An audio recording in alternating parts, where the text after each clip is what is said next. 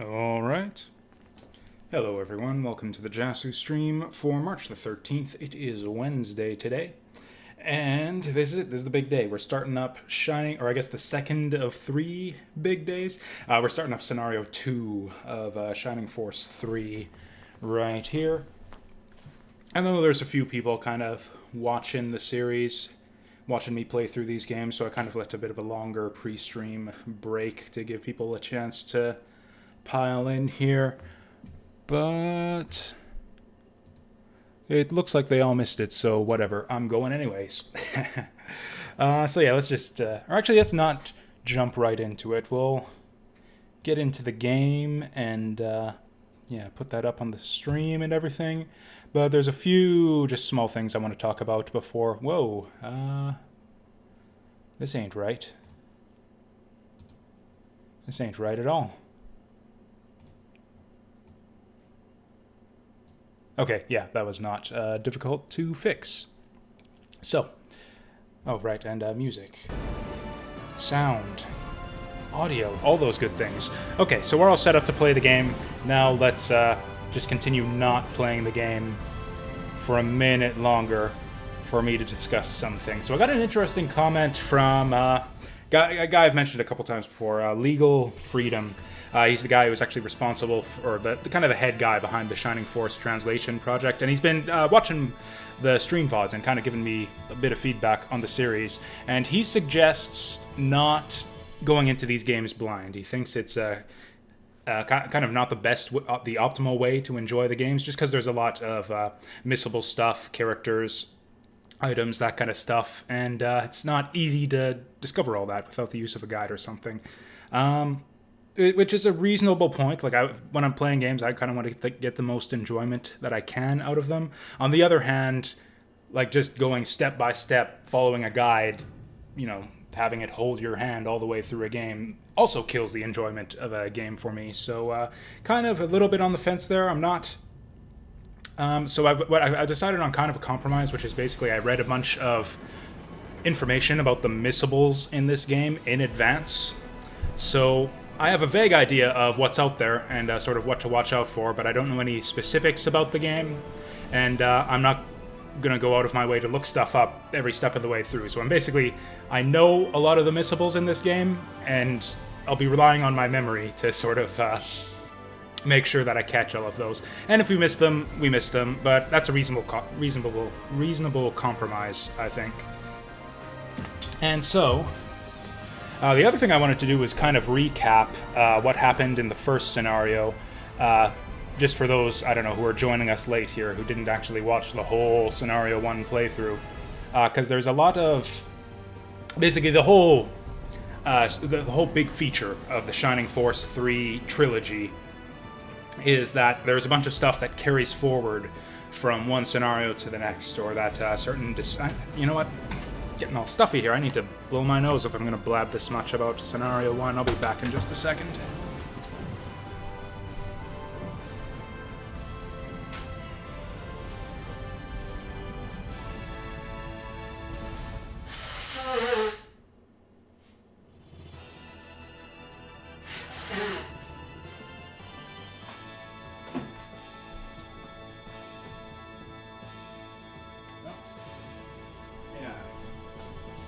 While I'm over there, I can grab my coffee, which I forgot all about. So yeah, basically it's just a lot of...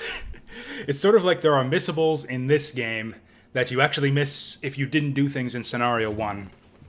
And apparently there's a big finale in Scenario 3 where, like, you bring all the characters together or something like that. So every character that we miss out on kind of has a bit of a long-term impact. So going down the list, and there is a big list. I didn't realize how much of the stuff that we did in Scenario 1 was actually stuff we could have missed out on. So there was a battle in Chapter 1 where we had to rescue 2 Archer NPCs. We did that. One of them joined us, and apparently the other will join us in this scenario. So we got the Archers in Chapter 1. We rescued Barnard, and he was the guy in the secret passageway in the hotel with the cultists. Apparently he's going to join in this game because we did that. We saved Irene, who is missable if she dies in the scenario where she appears as an NPC. She won't join you. We lost most of the refugees in the train battle. Apparently you get something if you get a perfect score in that, but we weren't even close, so nuts to that. I think it was just like a special item or something, as opposed to like a party member or anything, you know, important. So yeah, we missed the crazy sequence of events to get Pen in the party. Apparently you have to feed a specific chicken in the train cart with the chicken feed, and then you have to go, I think, use the egg on the chicken, and then the chicken hatches the penguin. It's some crazy, stupid chain of events. We didn't feed the right chicken, so it's annoying too, because I figured, oh, we got this chicken feed, let's feed the chickens. Or I don't know if it has to be one specific chicken, or if I just was not in the right proximity to the chicken to get it work. But anyways, we missed Pen. We recruited Noon by sparing the zombies in that one zombie fight.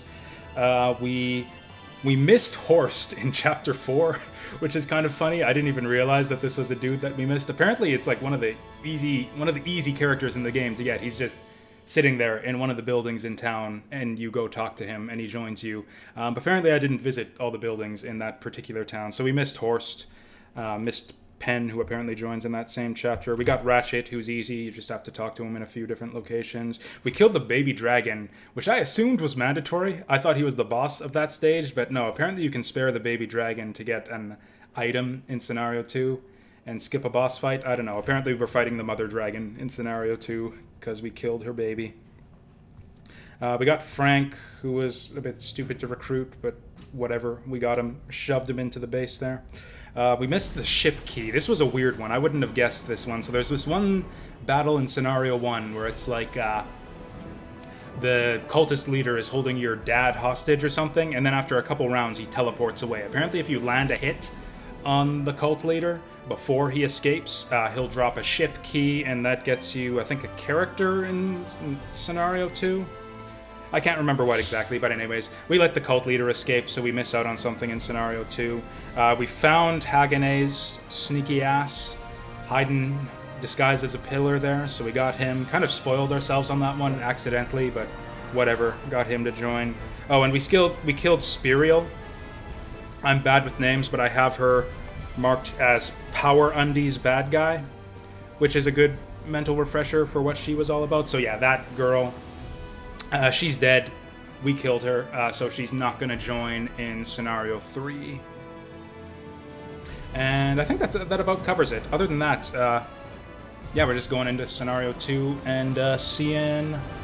So as far as stuff we've missed out on in Scenario 2, based on our Scenario 1 antics, I think we miss out on, like, 2 characters and an item, which is, you know, fine. Although that's actually already more than we missed out on in Shining Force 1, or Scenario 1, rather.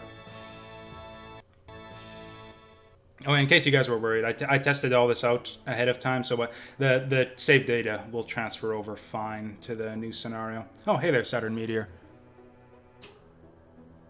Conference. Oh, yeah, I've been pretty lucky when it comes to computer parts in my system over the years. I bought this thing, like, 5 or 6 years ago, and I invested a lot of money into it.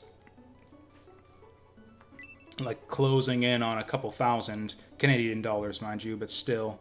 And I have not had to buy anything else for it in the intervening time.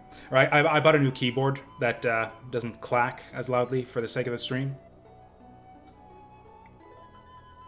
That's funny, if only.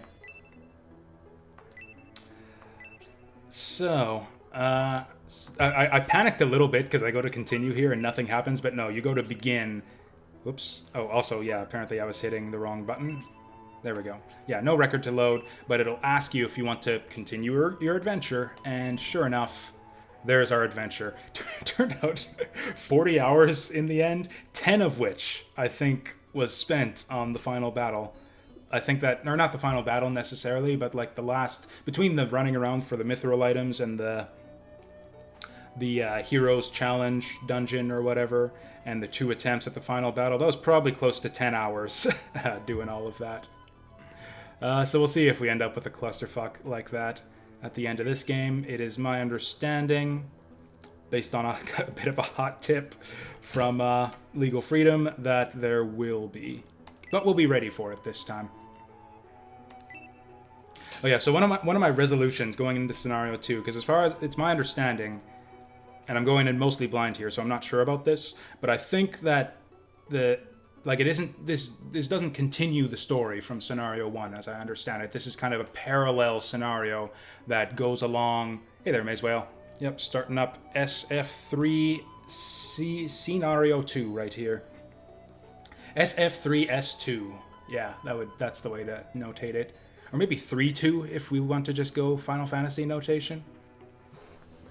But anyways, so as I understand it, this scenario 2 follows kind of the same time span as scenario 1. It's just from Medion's perspective, which means that we're starting from the beginning. We've got another chance to keep on top of things and pay attention and not lose track of what the hell is going on. So I have resolved to pay attention this time around and not space out and skip past dialogue without reading it, and to try and keep track of the names of people and places. So we'll see how that goes. But yeah, I guess we don't name our characters this time since, yeah, we did that at the start of scenario 1. Music's quiet all of a sudden. I don't know what's with the audio balancing in this game. The intro music was loud as balls, and then the game music is like much quieter. This is weird. I actually remember this. This is, yeah, our starting town from scenario 1. I think the game even started exactly like that.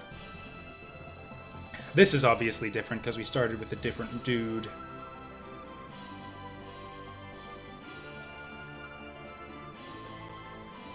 This looks kind of like a combat map. Are we just going to be fighting right off the start here?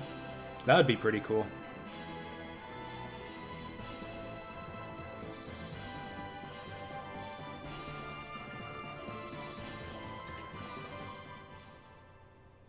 Starting off all serious. Like, I think that actually the first scenario opened up with, what, a little comedy scene of Marquis and Grace trying to peek into the manor while we're having serious political meetings. Oh, look at that. Yeah, Medion's a mute.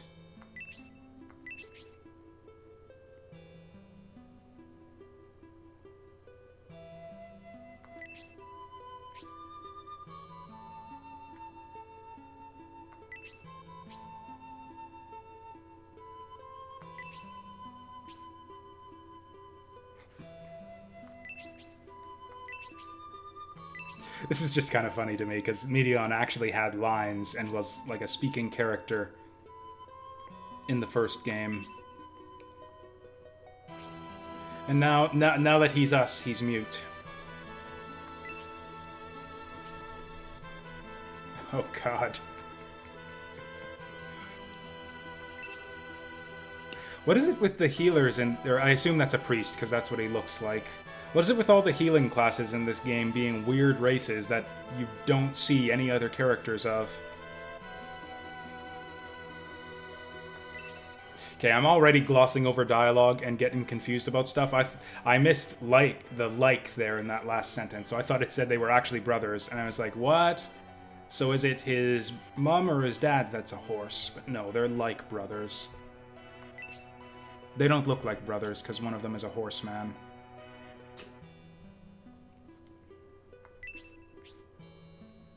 Oh yeah, so we're on the Imperial side, I guess, because yeah, Medion was an Imperial prince, which means we're kind of on the opposite side here, even though he ended up kind of not in conflict with Synbios in the first scenario.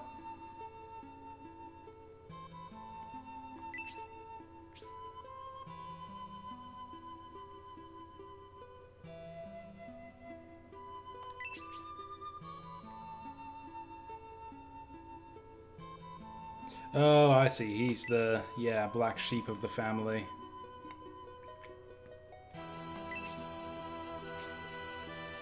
He's basically in the same position as Ramza from Final Fantasy Tactics, actually.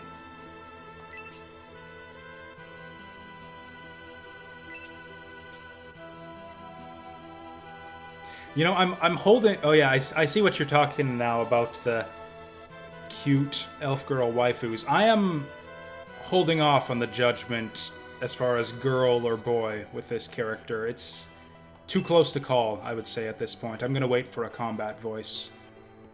I made that mistake already with Noon in the last game.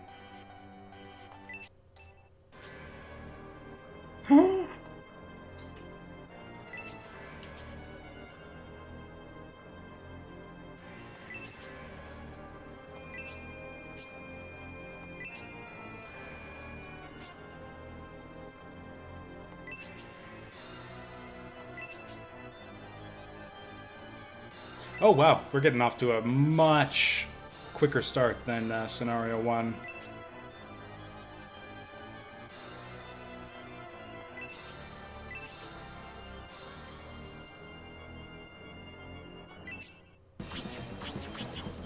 This is actually awesome. Man, we spent like half an hour bumbling around in town. There's this long-ass discussion in the manor about some political situation we didn't understand or give a fuck about.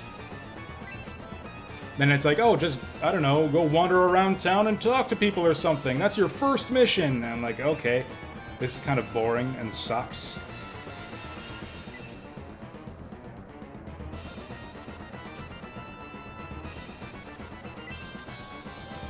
I'm already starting to skim over the dialogue and not pay attention, but he just say laugh hole?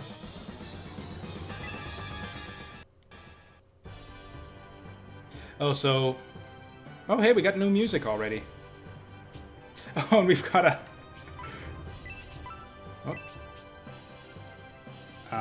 Oh, right. Oh, I'm getting my buttons mixed up. Oh, you know what it is? No, it's, I've actually got the wrong buttons here. I forgot about that, because this is technically a new game, so it doesn't remember my button config from Scenario 1. Anyways, I've actually got laundry. I just got to transfer it to the dryer, so I'll be back in a minute.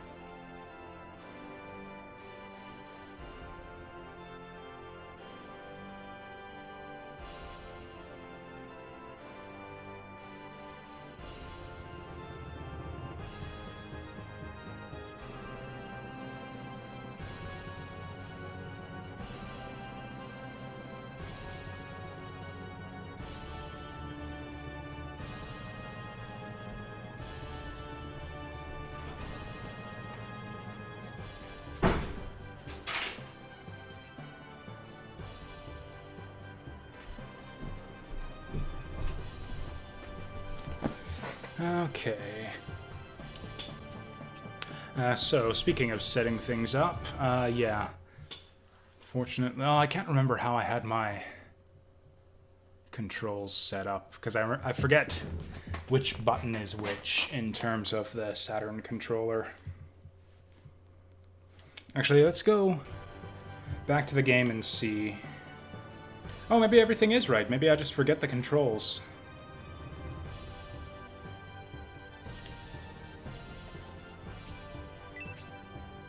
Oops, I did not want to do that. Yeah, I'm pretty sure the buttons are different than they were last time around. We got to fix this. So yeah, we want the A button to be button X. This should be button... No, that's not right. Or is it?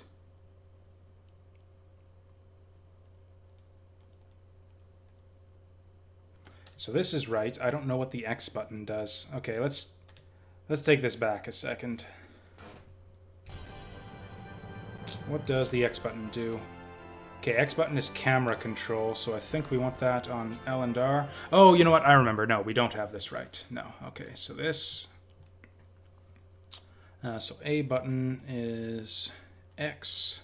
X button, I think we actually want on left bumper. B button is on A. C button is on B. Okay, so that much I'm positive on. L and R on the triggers is fine. Oh yeah, X on Y. Then Y on left bumper, Z on right bumper. I think that's right. We're going to go ahead and save. You know what, let's just save the core remap file. I'm not going to be playing a lot of other Saturn games. Okay, let's see if this is all right now. Okay, so B, so yeah, we press that. That's right. Okay, all of this seems correct so far. And we just wasted our first turn to get it to this point. Oh, hey, there's a dude. Oh, do I, like, not get to save my game if I don't rescue him?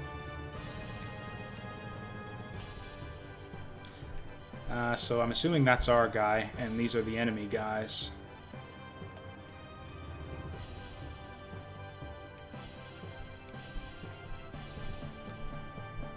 So yeah, there were a few questions I had in my mind as far as like setting things up for scenario 2. First off, is how is the difficulty gonna be? Like, it's likely that they're going into this, you know, assuming that we've cleared scenario 1. So is the difficulty gonna scale up in that way also?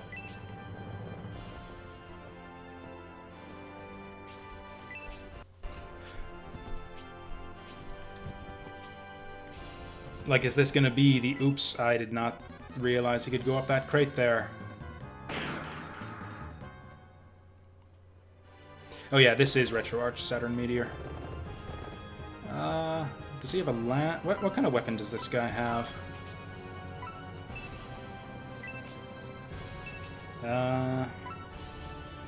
Bronze lance, so he does not have the spear. This is not a good starting position. We are very spread out. Need to consolidate. Which would have gone a lot quicker if I would have not wasted Median's first turn there. So yeah, one question I had was... Or you know what, priest attacks are still useful at this early stage in the game. See?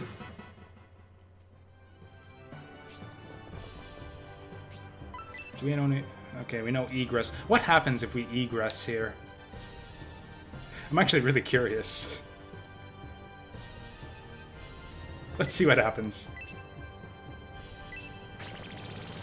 This is just amusing. Do we just start right back at the start of the fight? Oh, hey, it actually takes us to the priest.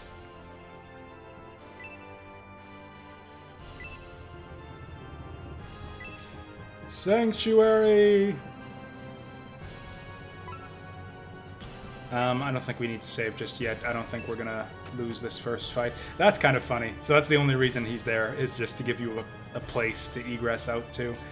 Okay, this will be fine, though, because we can, yeah, not waste his first turn now. So I actually think I want to pull back here, then.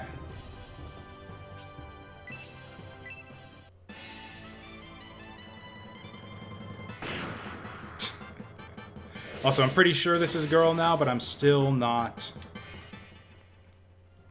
I think this is Beetle Saturn is the core I'm using. I can double check that right here.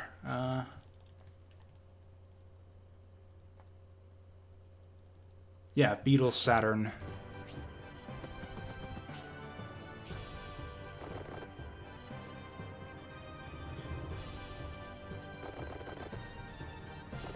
it's the only one that would actually work. There's a couple other Saturn cores to choose from in RetroArch, but yeah, this was the only one that would work for me.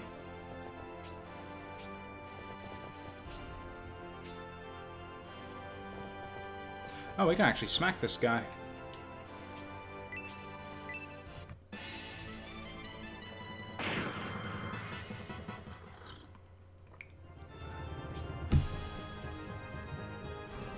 Oh yeah, another thing I was curious about too was whether there would be any new music in this game, because I realized this is a bit of a lazy way to get 3 games out of 1. Like, if they reuse all of the same graphics and music and everything, that's going to be pretty lame.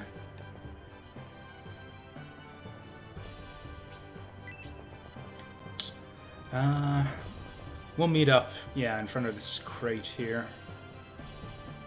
I don't want him exposed on 2 sides, but I think he'll be fine. Okay, this is it, right here, the deciding moment. Cute elf boy or elf girl? Okay, I think that's a girl. I think confirmed girl. I think she actually hits a little bit harder than Marquis did at level 1. No, I do not give a fuck about achievements.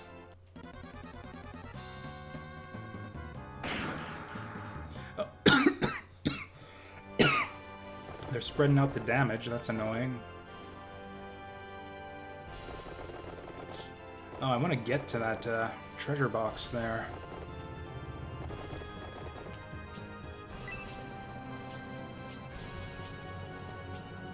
Oh, those crates are in the way. Oh, what the fuck is this guy? Oh no, this is a new guy.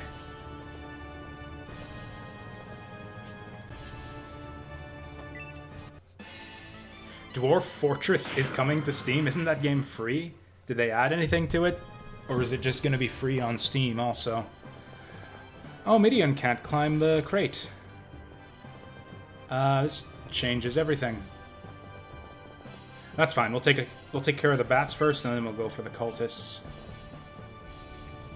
I don't want her hogging all the XP, so we'll go do it this way. So I read a little bit more about the mechanics of these games too. A lot of it is pretty much what I expected. Like, I basically figured out how the friendship system works just by playing the first game. So you build friendship points by consecutively attacking the same enemy. That's not great.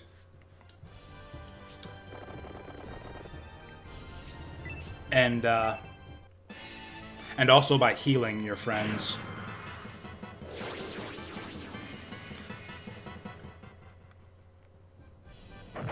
What else was there? Oh yeah, weapon levels work pretty much the same way that I thought that they did as well. So apparently there are like different... basically different weapons have like different tiers of scaling, sort of like Dark Souls actually, where some weapons give you a big bunch of bonus damage based on your weapon level, and some give you not so much. You know... I've only got 3 heals for this fight, so I think I'm gonna save them. Okay, and we're all grouped up now. Midian is kind of behind on the kills right now, so he can be our barrel buster. Oh, it's got graphics now. I don't know if I want graphics.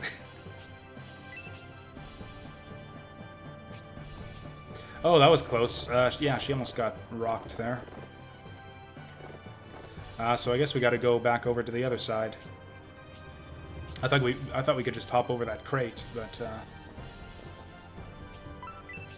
you know what, I can hold off on healing her for one more turn, I think.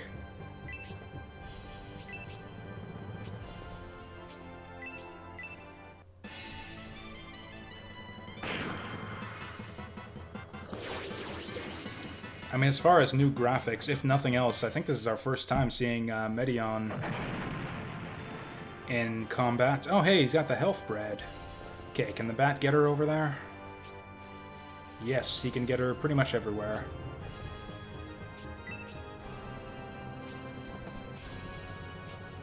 What is this guy doing? Well, whatever. We're charging up. Oops. Charged up a little bit too far. Never mind. That worked out really well for us. This is actually easier than the first... No. Yeah, this is easier than the first fight, because the enemies are not clustered up nearly as much. We've actually got the exact same party, basically. We got a swordsman, a horseman, a mage with fire, and a cleric with heal. Yeah, this is the exact same starting party as in Scenario 1. It's just, you've got... The enemies are way spread out, so they're way easier to deal with.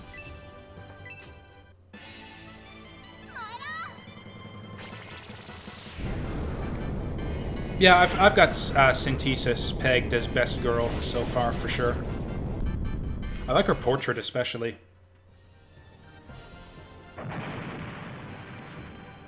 Do we want to pull back with Campbell?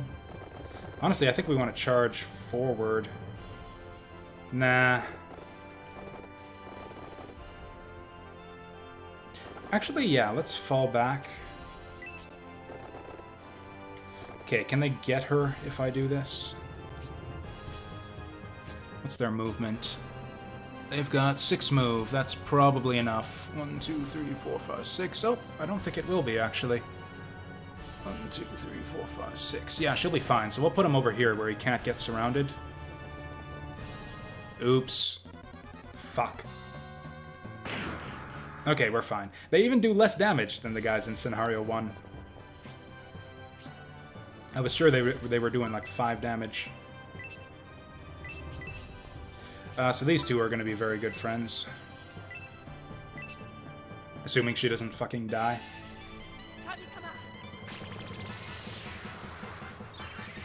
Oh yeah, the one thing I anticipated too. I really do miss the voice acting. The Scenario 1 voice acting. I enjoyed it quite a bit. But yeah, since this game was not actually released in English originally, we've got all Japanese voices here.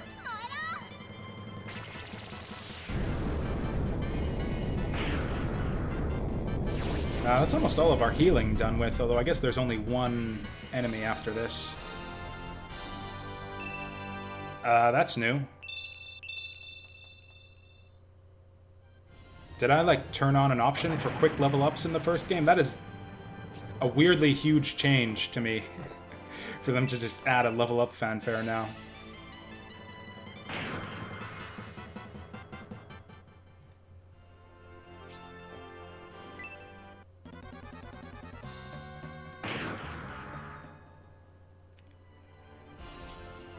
Right, so... Medion is not gonna be getting much out of this fight here. I think what we want to do is we want to have him bust all the rest of the barrels and basically 1v1 that last cultist, assuming it's not a boss or something. Oops. Actually, he might get to do his thing after all.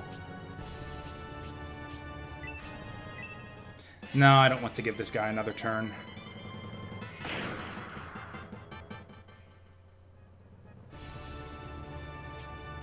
Oh.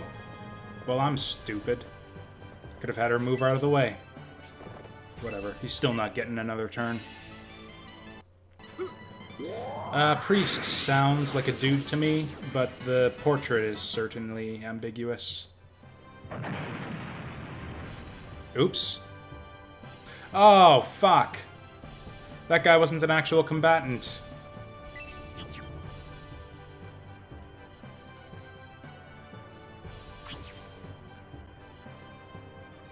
Shit, I thought we'd have a chance to go get that treasure chest.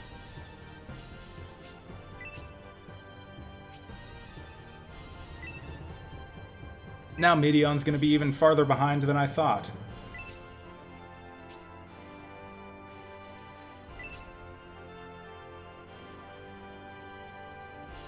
Or will they leave me on the map to go grab it?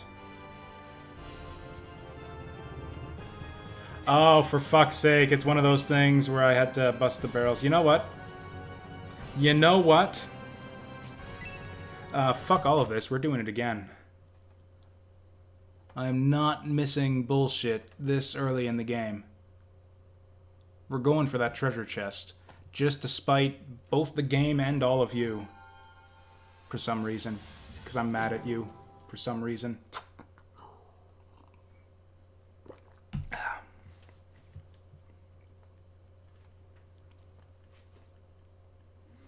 It'll be fine. Now that we know what we're doing, we can do this much faster the second time around. I should have taken the save at that priest after all. The whole reason this is happening to me is because I said, we're not going to have to redo this first fight. We don't need to save.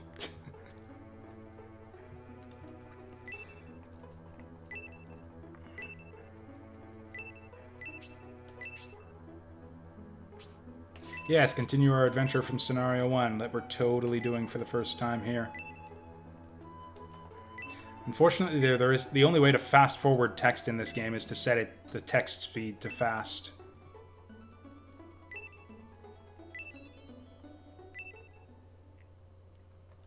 I mean, I'll mash the button, sure, as hard as I can, but there's really not... If this were the first game, I obviously wouldn't do this, but, yeah, this intro scene is actually not very long at all.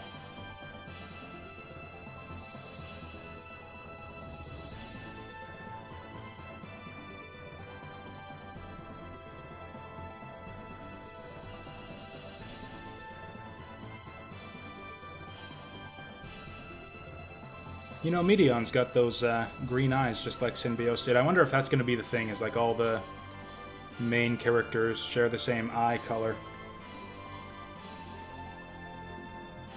Oh yeah, while we're just mashing through all this, I had a couple things I had prepared to talk about. So at the end of the last game, I was kind of...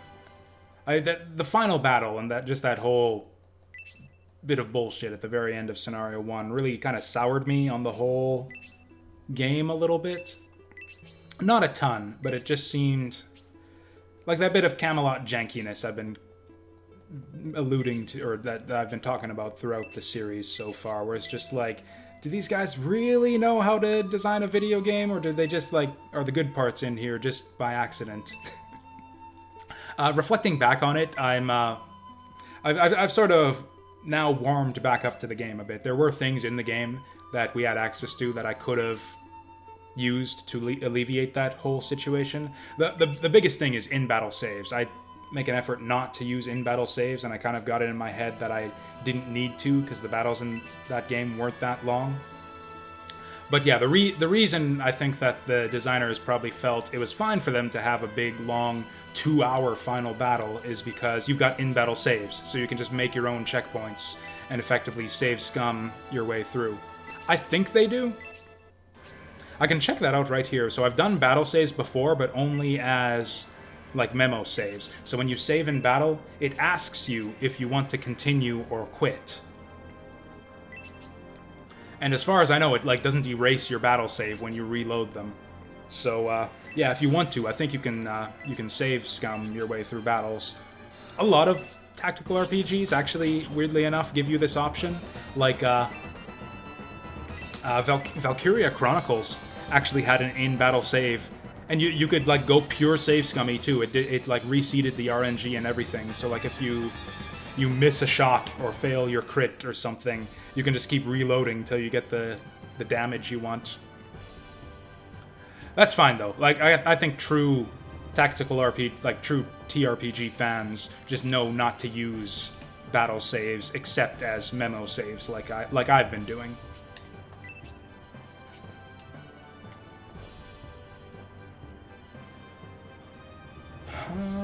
Yeah, let's do this a little bit differently this time. Oh, as far as Cross Edge, I've been I'm familiar with it, and I'm interested in it, but I never got around to trying it out. Cross Edge is older than Namco x Capcom, I think, but it has a similar combat system, I believe. So we want to go up on this side first to make sure we get that treasure chest.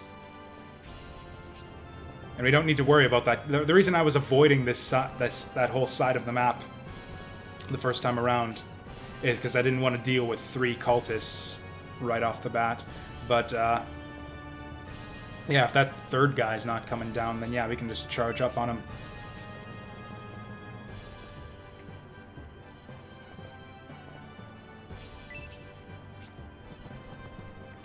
So yeah, I failed to take advantage of battle saves, which I probably should have. As long as nobody gets poisoned, this will go a lot more smoothly this time around. Oh, these bats. This is not going smoothly. We fucked this up. Oh, I could be wrong about that. I thought Namco X Capcom was a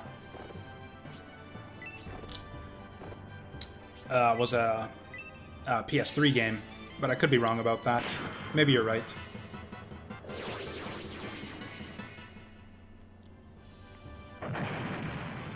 No, this is fine. Even if somebody dies, we'll be fine. Honestly, if somebody dies, it's easier, because then we can just egress out, like we always do. Yeah, Campbell is a beast. He can take on all these guys by himself. This is a bit of a problem. Though he's reasonably tanky. Like, he can totally... I think the two of them can take... Because she can take down the bats in one go. Can't quite get up there.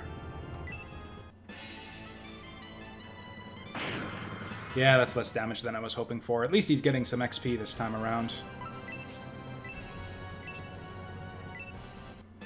Yeah, this does seem much easier than the first battle in the first scenario. Oh, and we got the antidote this time. That's actually handy. Although I don't think she'll ever get a chance to use it.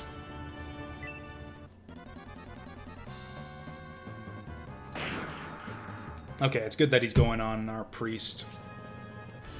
Oh, shit. Okay, no.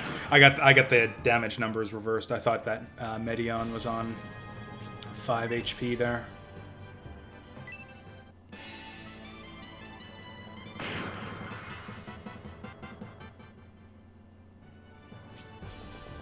Wow, these guys move far.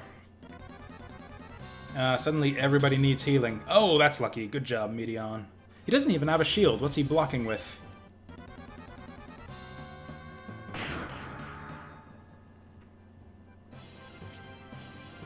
Still a little bit tense since one crit is basically all it takes to screw everything up for us.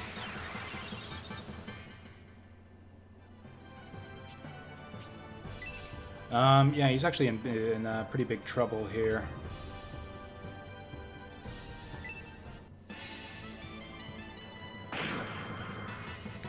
Hopefully, Synthesis gets a turn before that bat, and then we can take him out before he fucks up Medion.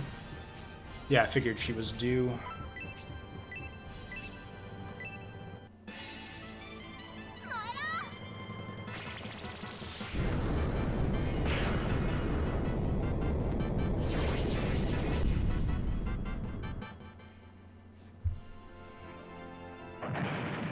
Oh yeah, so one funny thing too is that the friendship system in this game kind of encourages you to nerf yourself a little bit. Because if you're just one-shotting enemies, then it's kind of like playing a MOBA. Nobody likes a kill stealer.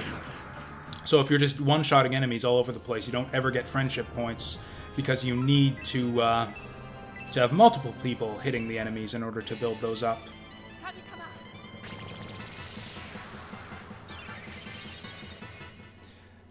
I don't know, this is Camelot we're talking about here, so I actually have a little bit of faith that we'll be getting some interesting dialogue or some interesting voice acting by the time we're done here. We'll see. Okay, you know what? We're gonna leave him alive for a little bit.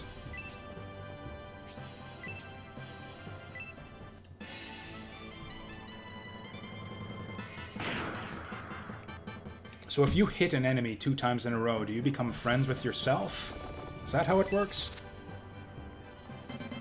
Oh, hey, I'm glad we got that.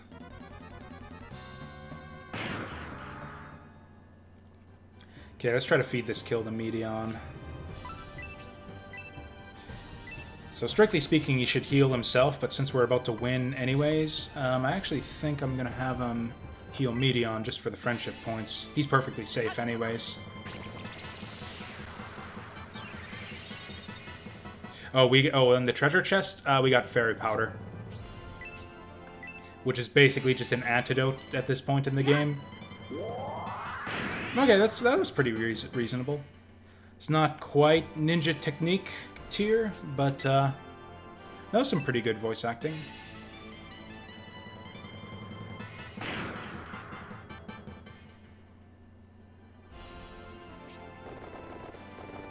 I guess we'll just bust up the rest of these barrels. Campbell will have no problem getting XP, I think, in these early parts of the game. That seems to be the thing with the horsemen. They're like super strong in the early game, but they scale kind of poorly.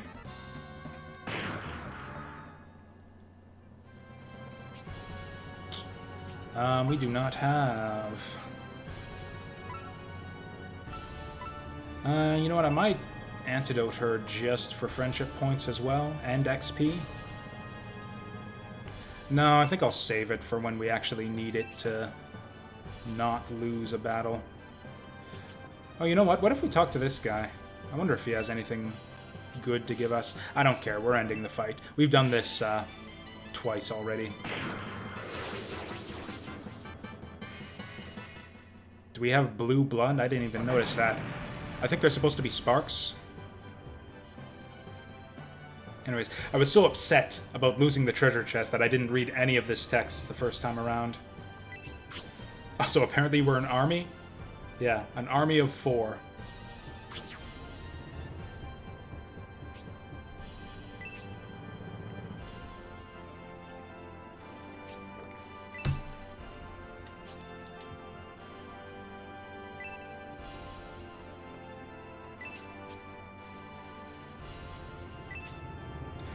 Why didn't you fucking run after him?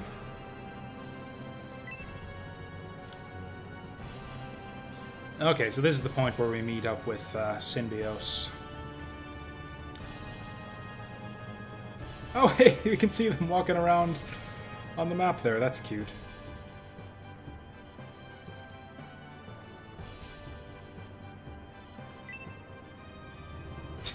What kind of phrase is that? This peace conference is stifling. It's like, what, stifling your urge for bloody warfare? What the hell are you doing, dude? Save my fucking game.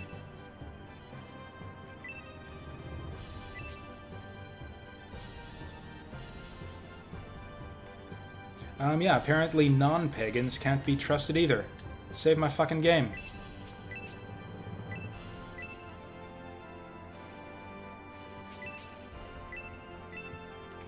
Can I seriously not bust these barrels open outside of combat? That's pretty lame.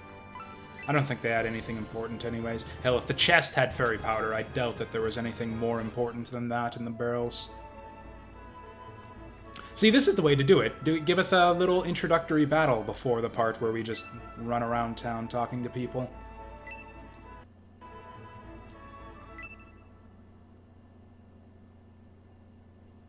Are we fighting again? What? Oh, yeah, this is the scene with Symbios right here.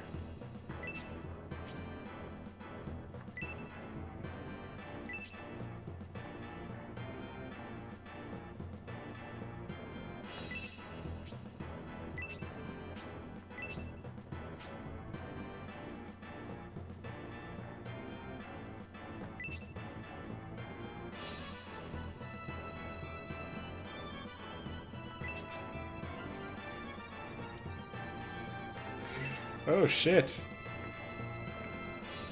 I didn't realize that we were on the verge of, like, murdering all of these guys in Scenario 1.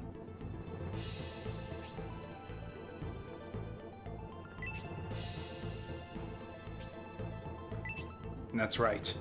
Prince ...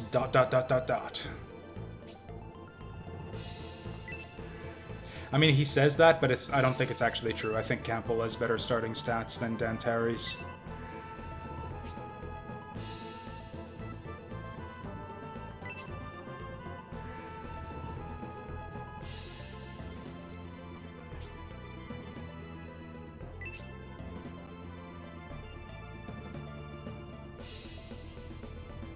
Yeah, this is a really cool concept. So that was the other thing that sort of warmed me up to the game after the bit of a bad finish to the first scenario. It was just the whole concept. And it's like, hey, we're going into scenario 2. We get to see things from a fresh perspective, kind of see what was going on with Meteon in the meantime, see the scenes where we meet up with Symbios from the other perspective. I think at some point he transfers the Elbasem orb to Meteon's party also, so I'm curious what we're going to do with that. And like what, there were like 4 cult leaders, and we only really dealt with 2 of them in Scenario 1. Are we going to see the same ones here, or are we going to see the other 2? Oh, and hey, he speaks! And he's very stodgy and formal, which is kind of what I took him for. It's kind of the sort of stuff I imagined him saying in Scenario 1. Hearing it in his voice, though, what was it? Rain, thunder! It's wonderful that Prince Meteon and the Great Knight... Oh god, I can't stop hearing him like that now. I thank you! Man, I wish this game had full voice. They've got to do a remake. They've got to do a remake of Shining Force 3 with all the same English voice actors reading out all of the text. Please. There was like, out of all the retro remakes out there yet to be done, this is, I think, the one I want the most.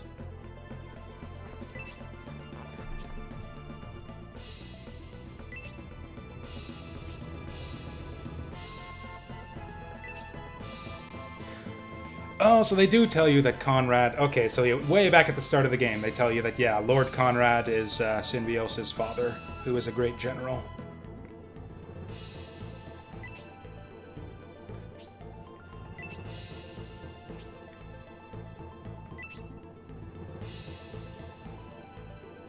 So they didn't spring the whole Conrad is your dad thing out of nowhere. That was set up way back in Chapter 1 of Scenario 1.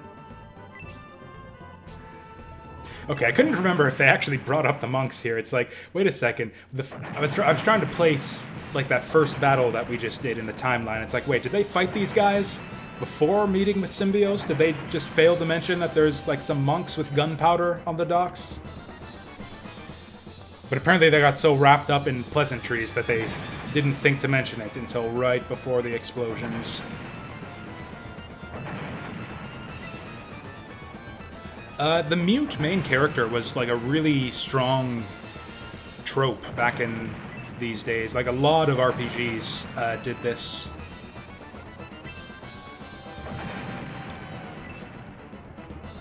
Like, yeah, Chrono Trigger, Super Mario RPG, Beyond the Beyond for that matter. Star Ocean? No, I think Star Ocean had... yeah, full dialogue for its main characters.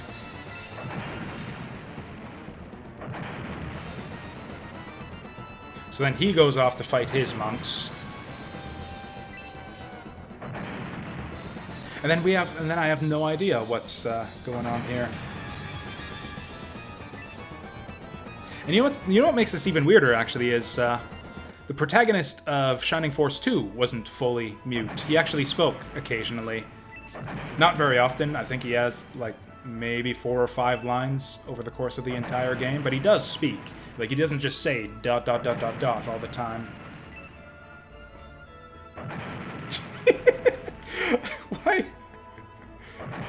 Why do we get the peaceful town music with the explosions going on? Is this a glitch? I'm positive that it didn't do it like this in Scenario 1. Scenario 1 still had the crisis music playing during the explosions and such. This is really silly.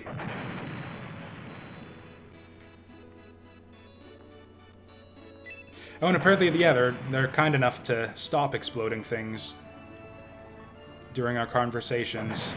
Oh, never mind.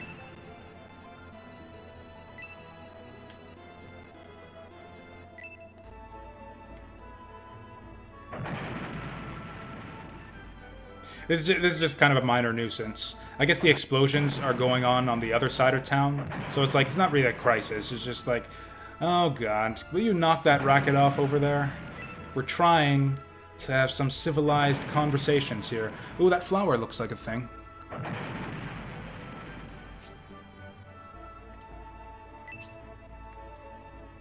But the flower, it looks like something.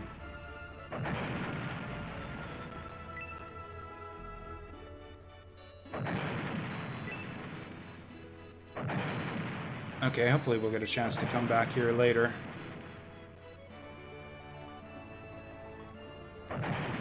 Like that flower, it's just like so...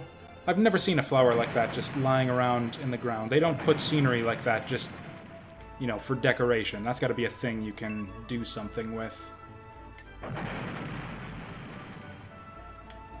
Actually, that reminds me, we got a flower from like an NPC way at the start of the first game, and we held on to it all the way to the end, but never got a chance to do anything with it.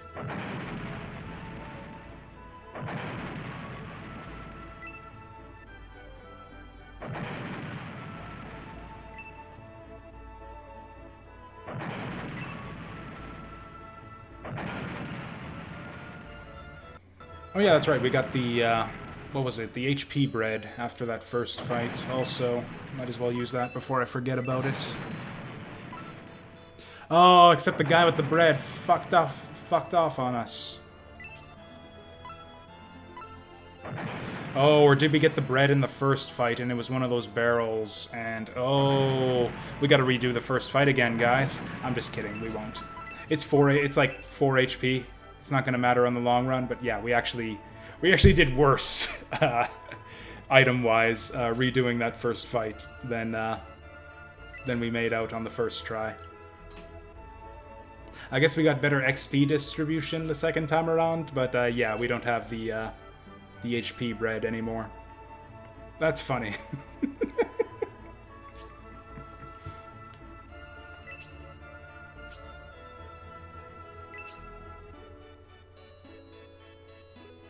Because yeah, not Dantares broke all of the barrels and got all the treasure, so if we did get it, he'd have it. So yeah, the HP bread was in one of those barrels on the other side of the dock.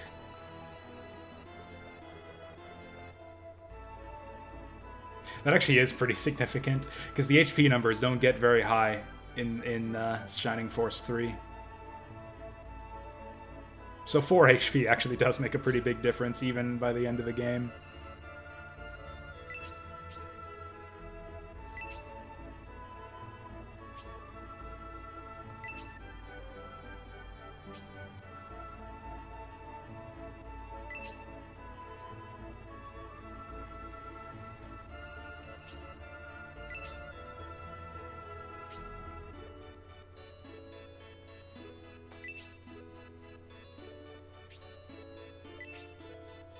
So it looks like, what's her name?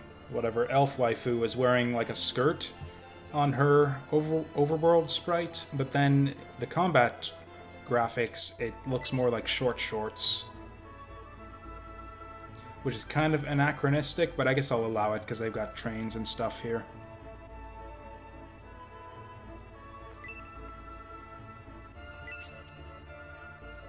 So one of those princes is Arant, who was the final boss of Scenario 1. I don't remember who the second prince was.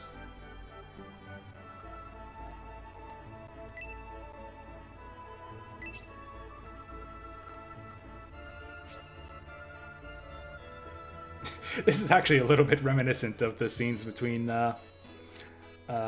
Marquin and Grace in Scenario 1.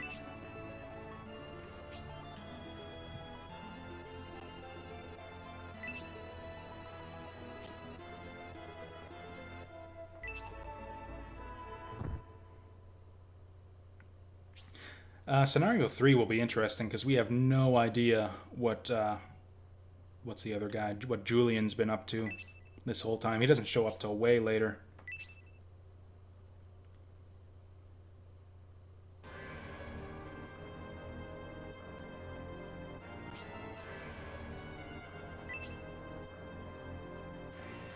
I don't remember this guy. Did we see him in Scenario 1?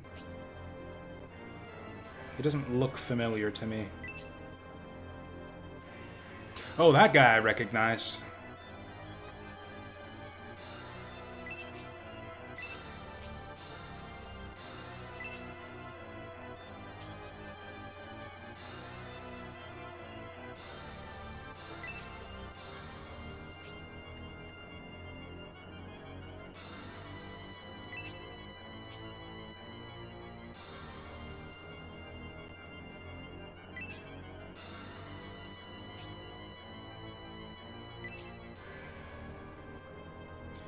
This guy actually seems kind of incompetent in retrospect. Like, what, we beat him up like 2 or 3 times, and here he's like fucking up the getaway. For some reason, when we first met with the cult leaders, I took him for like the main leader. Like the leader among leaders, but I guess, yeah, he was actually the first one to go.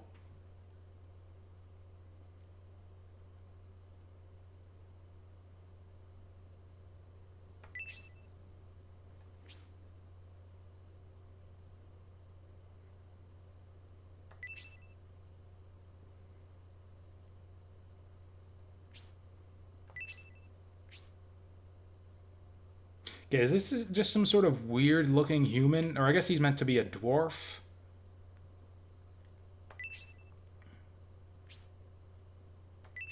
Like a very young dwarf?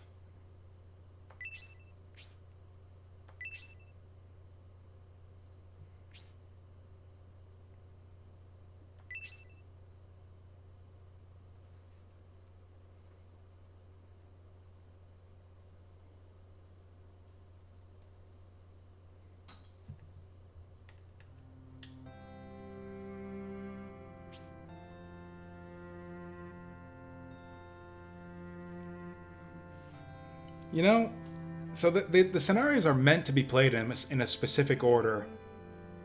So like, yeah, if you do them like in order like 2, 1, 3, like your stuff is not going to carry over from one scenario to the next. They're meant to be played 1, 2, 3. I think it would be interesting, like, seeing how this story works if you hadn't played Scenario 1. Like, if we hadn't played to the end of Scenario 1, we would not know that this Arant guy here is actually a tremendous evil asshole.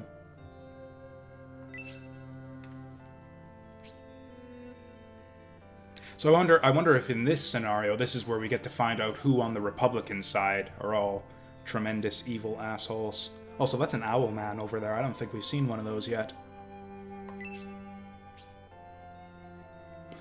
Oh, I vaguely recall that portrait. I think we saw him like once in Scenario 1. I don't remember when or what he was doing. That guy looks super generic. Why does this guy have a portrait?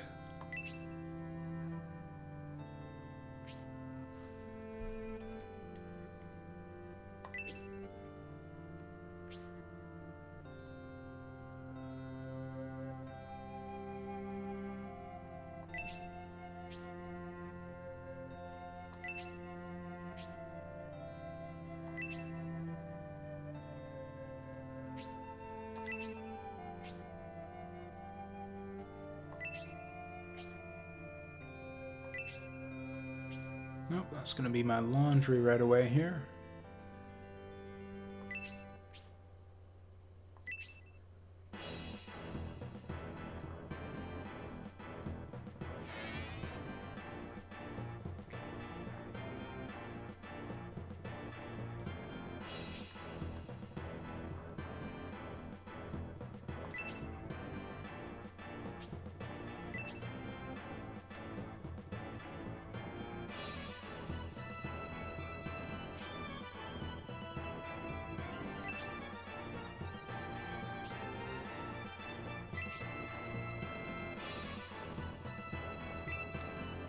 Oh, you know what? I think I do remember that Franz guy now. I think we killed him in some battle, like in the middle of the game in Scenario 1. He was just like a random boss. There's that. I remember now. There was like that one sequence of like 2 or 3 battles where we killed 2 or 3 Imperial generals in a row, and he was like the first or second one to go.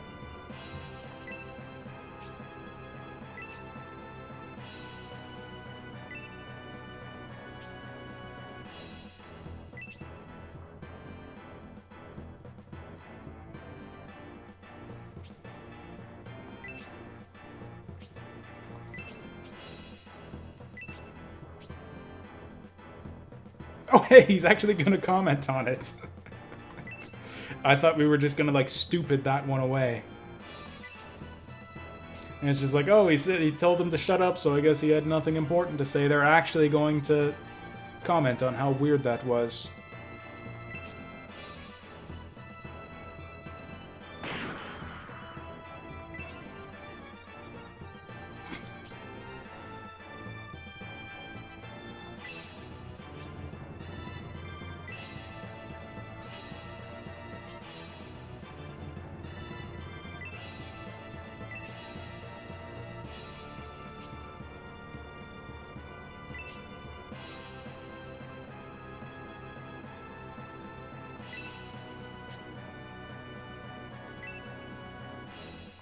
Oh, wow. Everyone's pissed.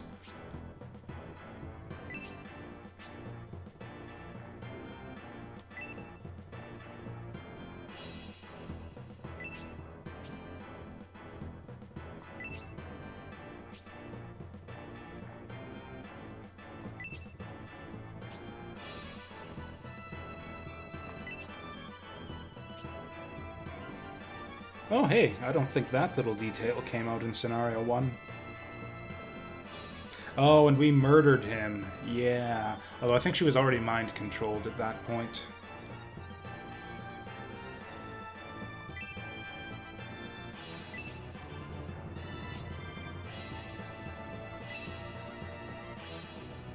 Okay, in that case, it's probably a good thing that we killed her.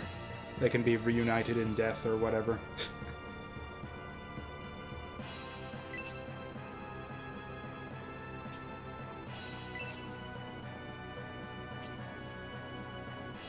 How would he be a burden? Did you see him in that last fight? He takes 1 damage from those monks. Although I guess they don't think the monks actually exist, so I guess that makes sense.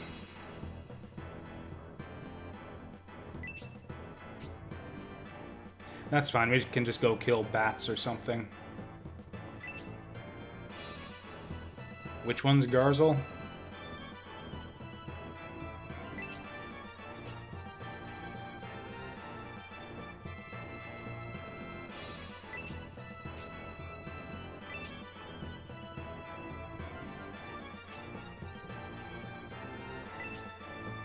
Oh wow, Garzel was that generic-looking guy who I mistook for like a townsperson.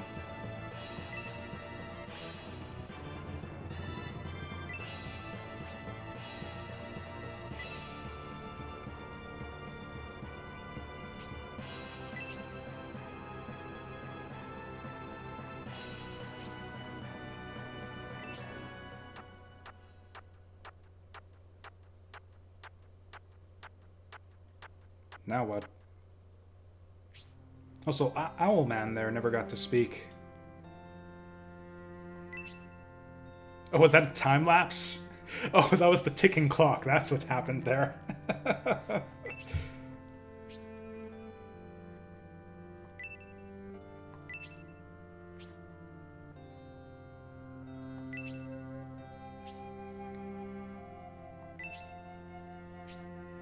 Oh, there he goes.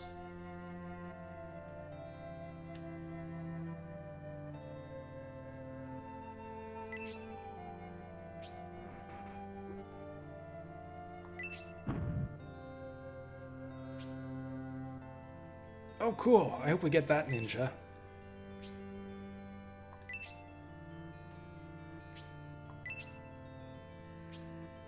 I don't know. He looks like an enemy ninja.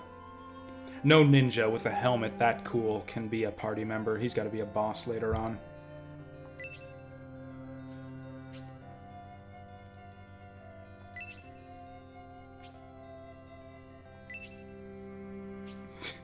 He's apparently a lot better at being secretive than he is. I just assumed that that was an aside between the two of them. Nope, they're just saying it out loud for him to hear.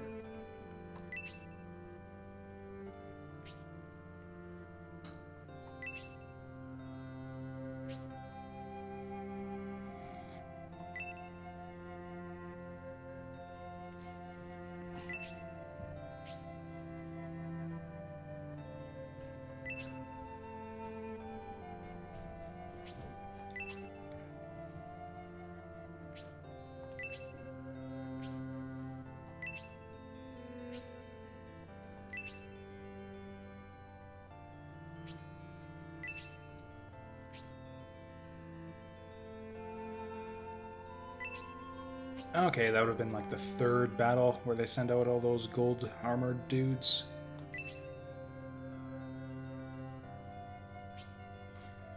Okay, so it looks like they stuck their whole plot dump after the first battle in this scenario. I guess it's better than having it before, but yeah. Super eager to get onto that second fight now.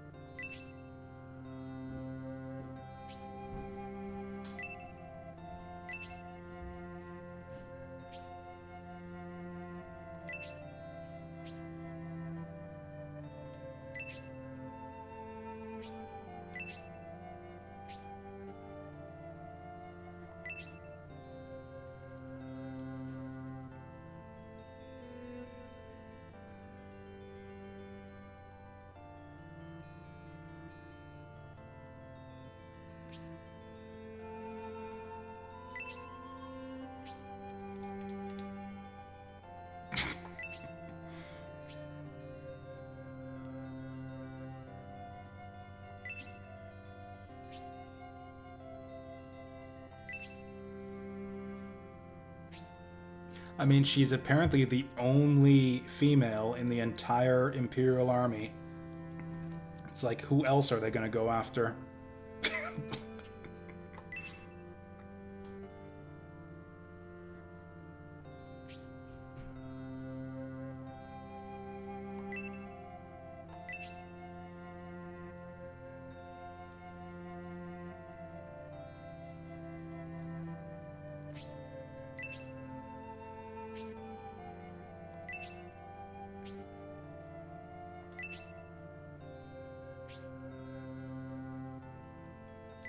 Oh, right.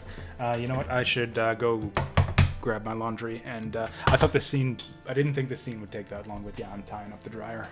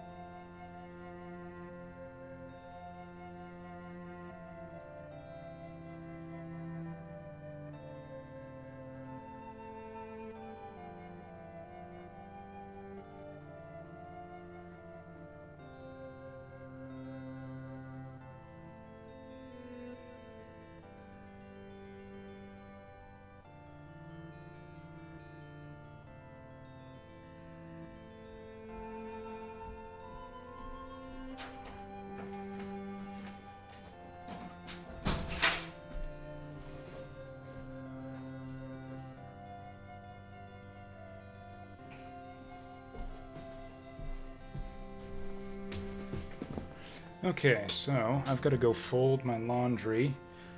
So yeah, we're gonna go on break for a little bit, like about 5 minutes or so. And yeah, when we come back, we got the rest of all of this expository dialogue to look forward to. Woo! Yeah, we'll be back in a bit.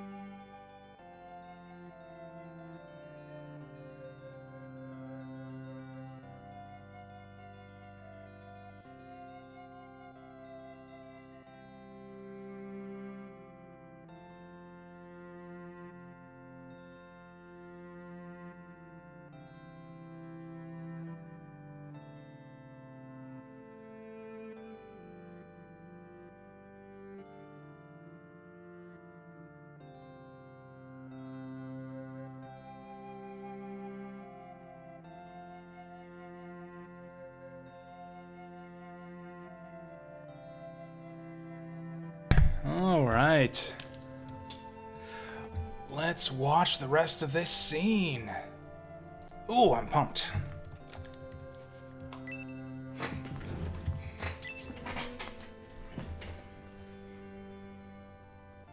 I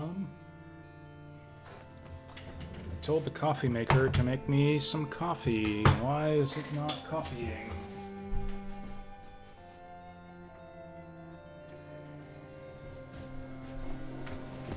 There we go.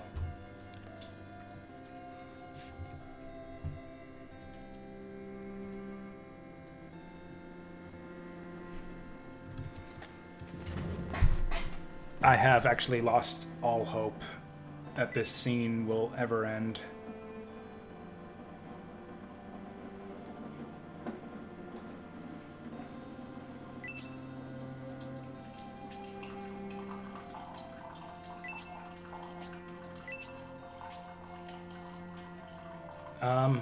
Our asshole brother's ninja is just sitting here listening to all this.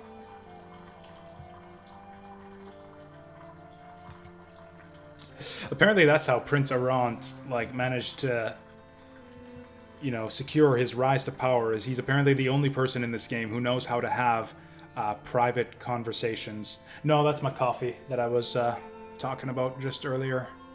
That is what you hear dripping.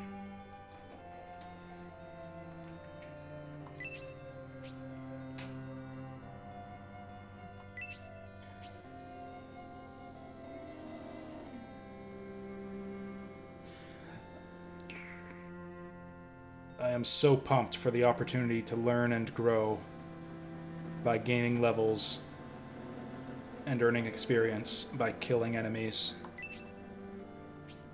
Please take me to some.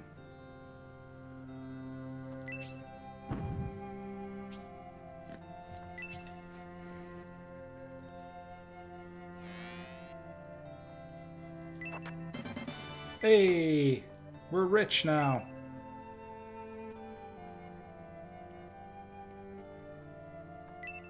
Who's Domeric?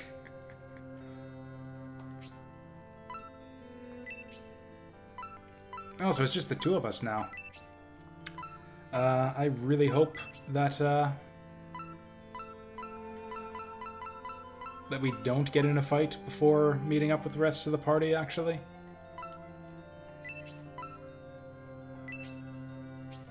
Here we go. Options. Oh, we are on the fastest message speed, other than fastest, which is just messes up with the inputs. I actually end up missing dialogue when it's too fast. Oh yeah, there was a window color that I liked.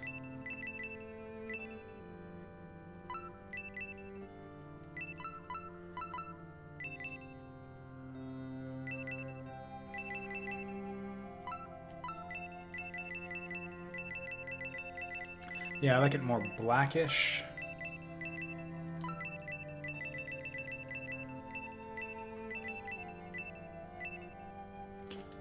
This is pretty close. I don't actually really care if it's exact. This is actually pretty decent right here.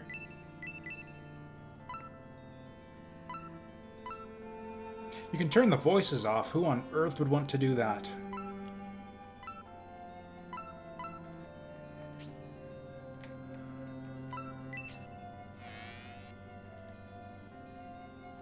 Did we? 14.3, 15. Huh. Well, I decided I don't like 15. I want 9. That is interesting that I managed to get the first two numbers the same, though. So I found the color I like. I've just decided I like less transparency this time. Or there was a reason for that, wasn't there? Ah, whatever. We'll find out.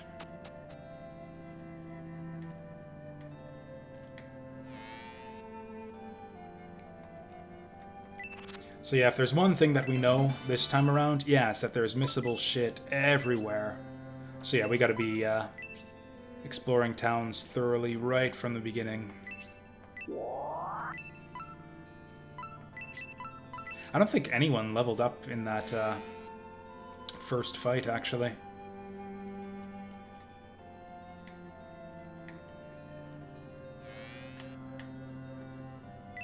Who knows? There could be a party member hiding in one of these shelves. One of the shelves might be a ninja. So yeah, we've got to check everywhere. That was still the dumbest secret party member I think we saw in the first game. I can't believe we actually found that.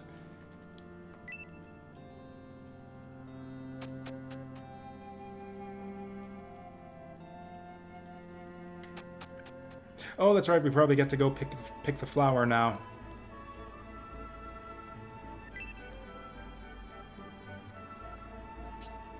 Did we? Oh yeah, I guess we did. Yeah, that is true. That's a good point.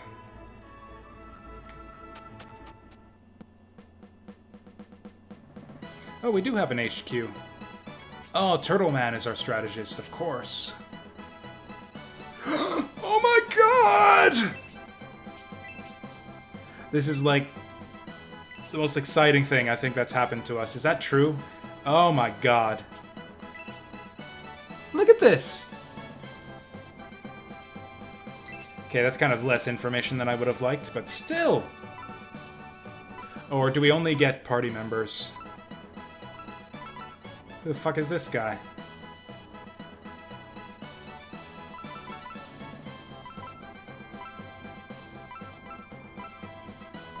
Oh yeah, there's a little... Yeah, that's right, we rescued... He was like hanging from the rope at the end of the final mission. Oh, and we got like information over there as well. So we got like what? O... F, C, R? Okay, R is race, C is class, F... Oh, Force. So that's like which party they belong to. And O, I guess, is like what country they belong to. What order? Desonia. Origin. Country of, like, origin. Yeah, so like country of origin, where they're from, basically.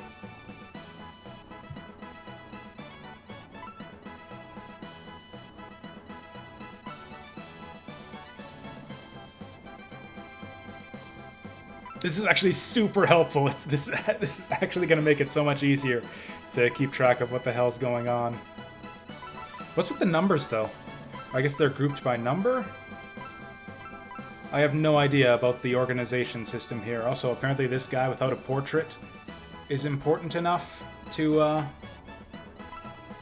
have a bio. So it's not just party members, then.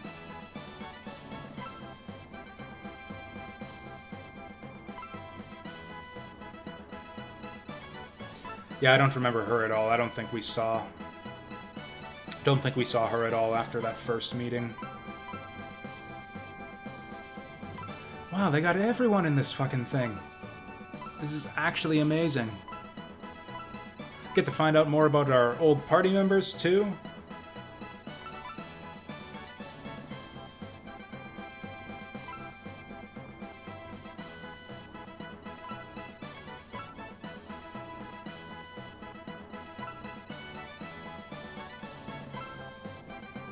Oh yeah, that's right. He was the disguise guy who they set up as the the fake.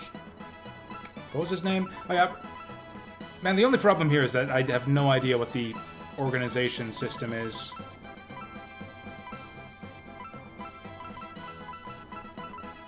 And it goes from 0 to 9 to 0 again? Oh, you can't go to 0 though.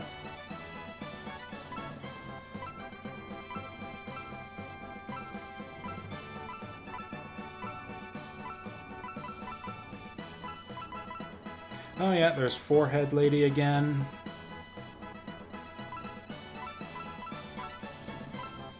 Apparently it's just bookmarks, so you can, yeah, go down the list faster. Okay, is there anyone in the first game that I was confused about? Oh, this is the guy. This is the guy we missed in Chapter 4 of Scenario 1. He was in Aspia HQ, and we missed him. Okay, so Aspinia is the Republic. That Clarifies a lot of things. I did not realize. Because they refer to them as just the Republic and Republicans half the time. And then when they're referring to locations, they say, oh, in Aspinia. I did not realize that those two were the same thing. So that simplifies things a fair bit. This guy is done in like a... This guy's portrait is in like a completely different style from everyone else's. Maybe it's just the weird background color.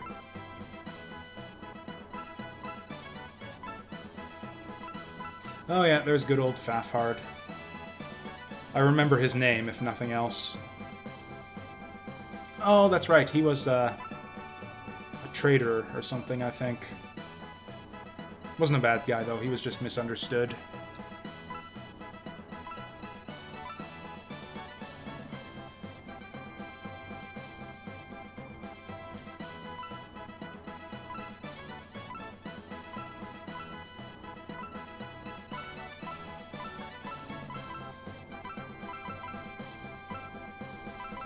Okay, so then what's the Empire? Okay, so the Empire is Destonia. Okay, that's gonna make things a lot easier to keep track of then. I think that's about... Oh yeah, and so where's our third main character from then? So we got Destonia, Aspinia, and Enric. Which I don't think is really involved in the story at all, at least not yet. Anyways. That's awesome. That is so awesome that that's there. I don't even care that I just wasted your guys' time just flipping through character bios for like 5 minutes. That's going to be so helpful to be able to refer back to that whenever I get confused about who's who. So there must have been like some kind of... I'm going to go get my coffee.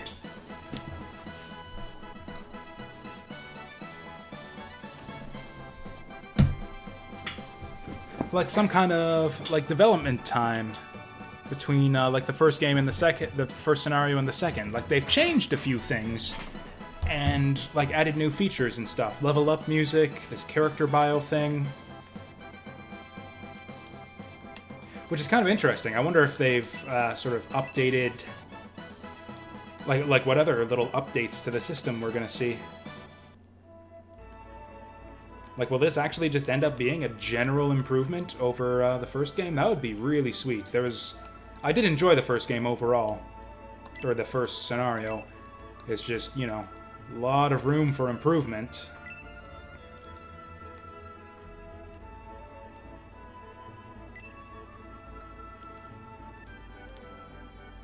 But yeah, we couldn't go inside any of these buildings before. Guessing these are shops.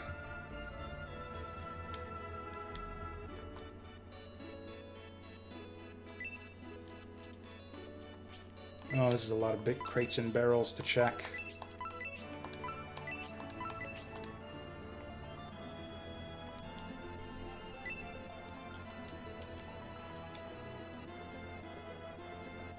Oh, this isn't a shop, this is just a weapons storehouse.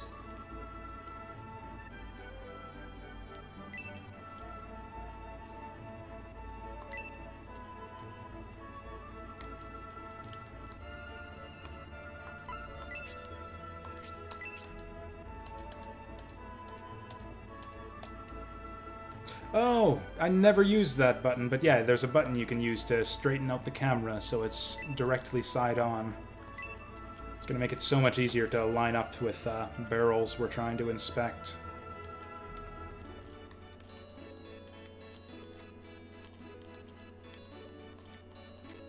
I actually got a little bit of a later start today than I was hoping for. I wanted to get an early start to get as much playtime as possible, but yeah, I've only got like another 3 hours here, so let's make the most of it. By which I mean, yeah, wasting my time raiding people's cupboards for pennies. I mean, we have to do it. There could be, like, bread or wine or something tremendously useful. Could be mithril. Although, honestly, we ended up with more mithril than we needed at the end of the last game.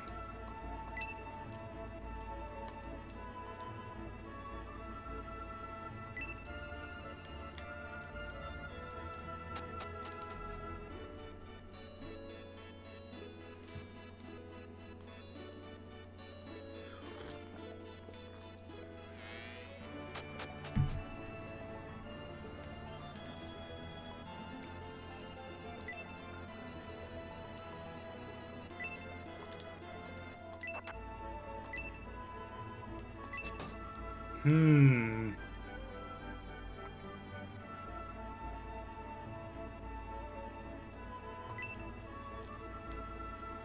Is that old lady the... Oh no, we've got this lady too. So who do you think the candles and the whip belong to then?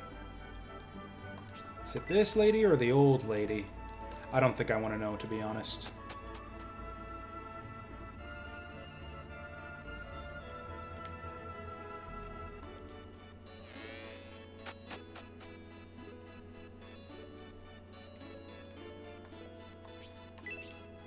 So the whip and candle thing, is that like purely a Japanese thing? Because that's like a thing you see in anime, you know, where they like, with the whip and the dripping of the candle wax as like a S&M type thing.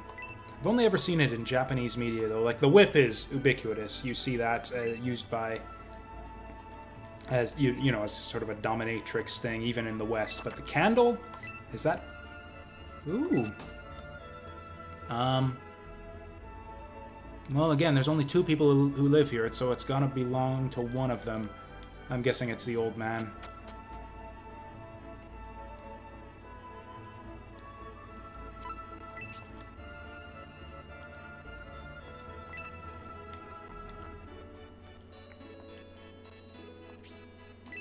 I guess, yeah. Okay, so it is an international thing. You know, honestly, I guess it's just mostly I watch a lot more Western or more Japanese media in general than Western media.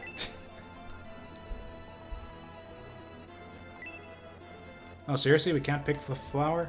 It was actually just for decoration. You're kidding me.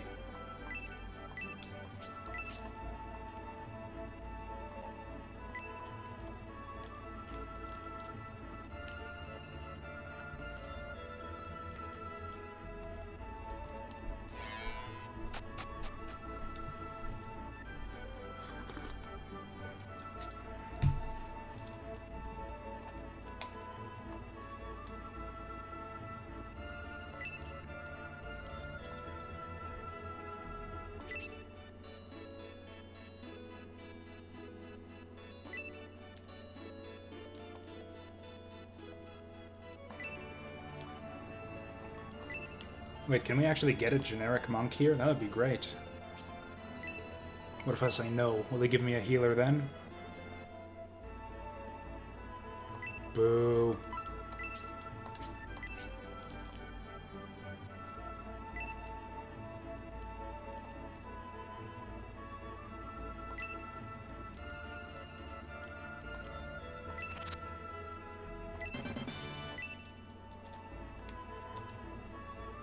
Oh, I cannot wait to drop that healing drop. It'll be like old times. It's all coming back to me. Which is to say that almost everything about this game is the same as Scenario 1. Got a few little changes, and I'm eager to see more. What's with all the sexy underwear in this town? Where are we, anyways? This is... Like what, this is the town of Saraband, I think it was? But like what nation does this place to belong to? Are we in the Empire? We're not in the Republic, because we had to like return to the Republic in the first scenario. Oh, you know what we haven't done yet? We have not saved at all. Let's get on that.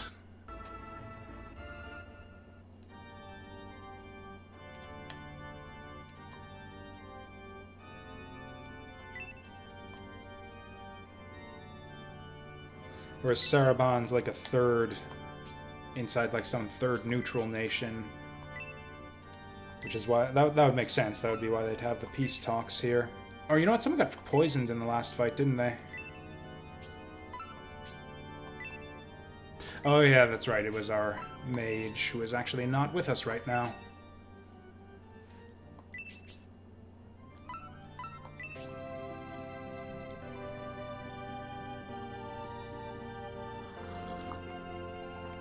I can't remember whether it's the system save or the cartridge save you need to transfer save data over to the next scenario, but that's fine. We can just copy it later.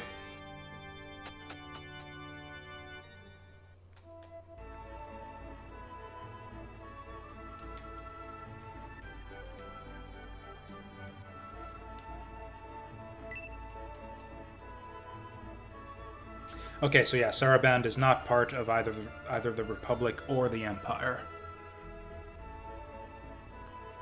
I absolutely do.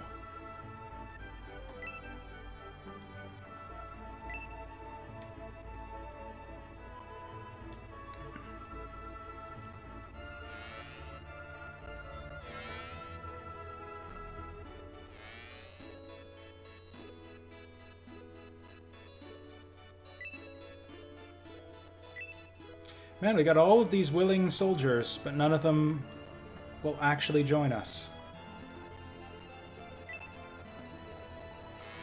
It's like, oh, I'll join you later, even though I'm obviously lying because I don't even have a fucking portrait. Or a name, or a colorful name. In Shining Force 2, it was the all-caps names that let you know who's gonna join. In this game, it's the colorful names.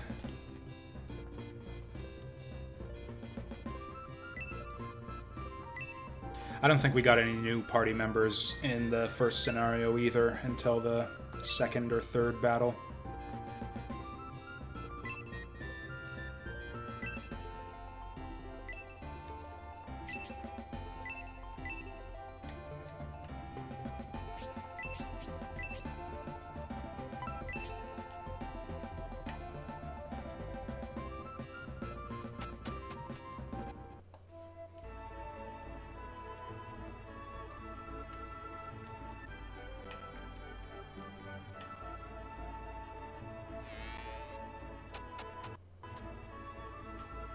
Okay, I think we're gonna try to speed things along in this first town here. We'll just check all the barrels, check all the shelves, look for treasure chests, and then we'll be off. Ooh, there's one. I actually almost missed that. Oh, hey, we got our bread back.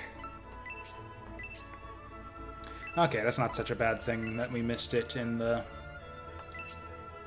first fight then. That might have even been a random drop. I don't know what determines what's inside the barrels. That is bad advice right there. If you go straight for the boss, you miss out on all the XP you get from killing the underlings.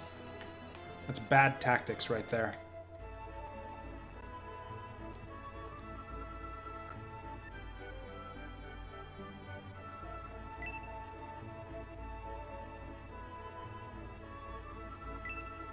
Oh, we're actually falling behind the Synbios gang. Yeah, he's already gone through. He's already finished his second fight. What the hell? I had to hit the interact button to open that door. None of the other doors in this game work that way.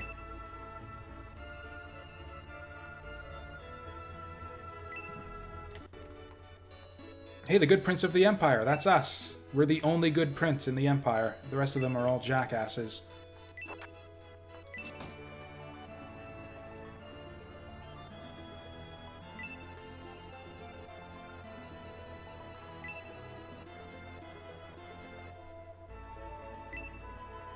Actually, you know what? Just for now, I think I am going to set the message speed to fastest. Just for, like, these NPC dialogues. It's not super important that we... You know... What's the phrase I'm looking for? Super important to, like, make sure that we don't miss anything.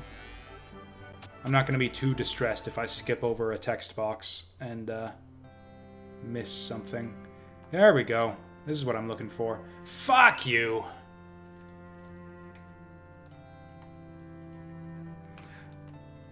Can you give me some deals on the side? Come on, I'm talking to you from the behind the counter. Let's do some deals under the counter. Jerk. Hey there, Tom Pellat. How's it going? We're just, yeah, scouring this town for bread and wine.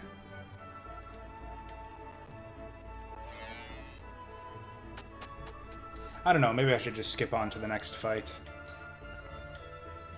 Or maybe I should just consult a guide that tells me what all the missables are in every town. I think we'll just look for the obvious stuff. We'll check the shelves, we'll check for treasure chests, and then we'll be on our way.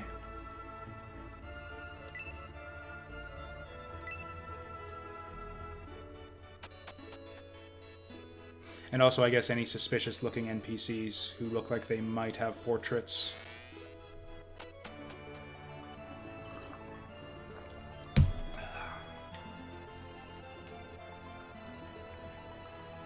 I guess this is the poorer part of town. No cupboards here, only bookshelves.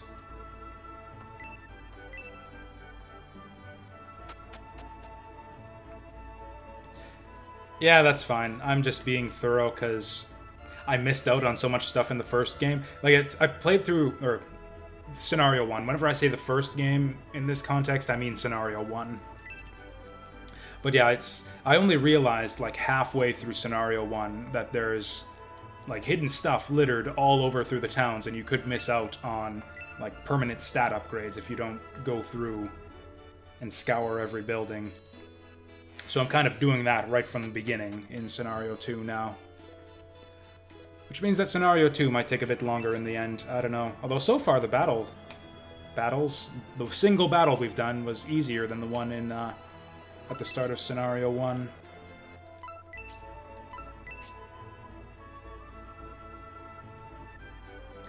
Come on. Let's see honey. We've seen the bread, we've seen the wine. Surely there's got to be... Actually, you know what? I wonder if there's the same items in the mansion that there were in the first game. Yeah, this big building here.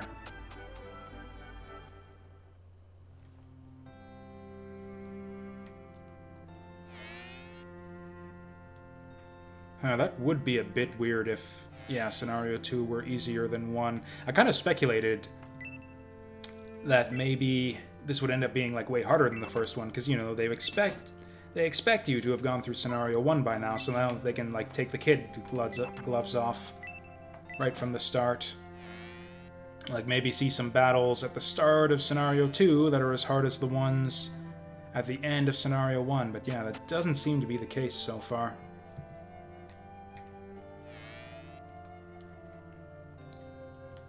On the other hand, it could also just be, like Camelot just improving their design sensibilities, because there was a lot of the difficult stuff in Scenario 1 was difficult because it was kind of unfair bullshit, where like enemies would spawn right on top of you. Ah, fucking Synbios. I wonder if it remembers like which treasure chests you've opened from your Scenario 1 save data. I wonder if this would still be gettable if we'd not got it in Scenario 1. Anyway, so, yeah, Synbios has probably cleaned out this, this half of town already. Oh yeah, that was the thing, too, with the weapon leveling system. Because, yeah, I decided to make Synbios kind of the regular short sword, or the regular, like, long sword guy. Because, yeah, Synbios can use all 3 types of swords. Like the heavy swords, the long swords, and the rapiers. And I kind of decided to give him the long sword because those are the good swords that we found. We got the Phoenix sword pretty early on. Okay, so yeah, we can just not bother with this half of town. I think we're done here. I think we can move on to Battle 2.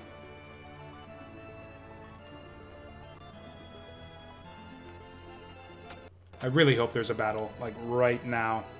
Just get jumped by monks on the way across this bridge. Maybe not across this bridge, because this is the exact same map we had our second battle on in Scenario 1. Like, right after we cross this bridge, I would like to get a battle.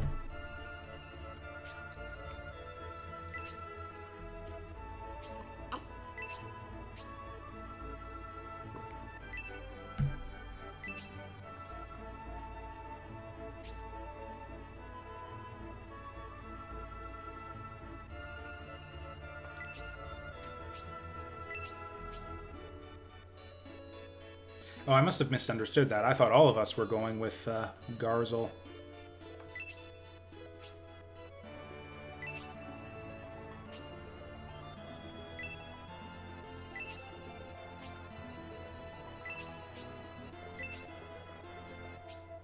Oh yeah, I guess they've never met evil cult leader before, so they don't actually know that he's associated with the masked monks.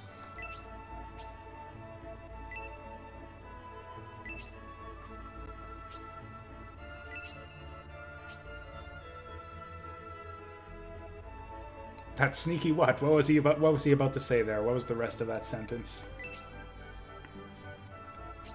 That sneaky bastard, I suppose. They do like to drop the bastards with some frequency in these games.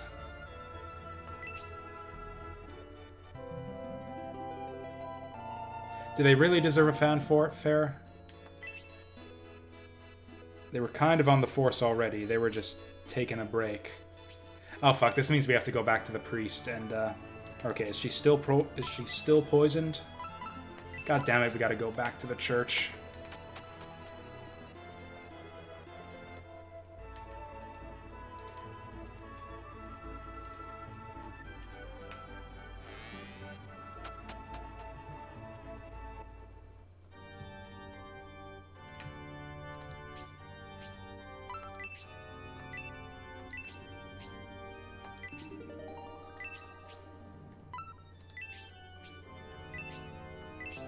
Oh yeah, so I was in the middle of talking about something. Yeah, a lot of the difficult stuff from Scenario 1 was, yeah, unfair bullshit, where they just spawn enemies on top of you and there's no way to predict it. So there seems to have been some kind of, like, some development time between Scenarios 1 and 2. Like, they've made a few changes here. They've added the character bios in your HQ, which is really helpful for keeping track of who's who and what factions everyone's affiliated with. That would have been really nice to have in Scenario 1. We got the new level up animation and fanfare that wasn't in Scenario 1. So, like, they're kind of changing some of the fundamentals. So it kind of makes me wonder if they've changed they've improved their approach to, like, combat design at all, and maybe that would be a source of easier difficulty. There's nothing in these docks. Or am I supposed to actually inspect all of these crates? That would be dumb. Things are not generally in crates that look like this, so we're just gonna move on.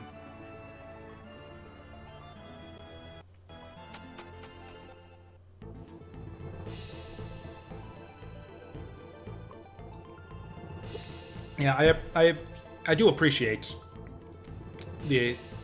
As much as they do change things, I would like to see more things changed. I was thinking about it a little bit. The notion of spreading Shining Force 3 across 3 scenarios, you could argue, is kind of a lazy move. It's like you're getting 3 games with just one set of the same graphics and music and everything. Like, they're reusing a lot of assets for these 3 games. So anytime they, like, make improvements or change things up, yeah, it's definitely appreciated. Like, I think we've already heard some new battle music that wasn't in the first game. So far, the enemies and NPC sprites are all the same, but we're still early in the game, like at the point where we're still seeing all the same people and locations that Synbios did.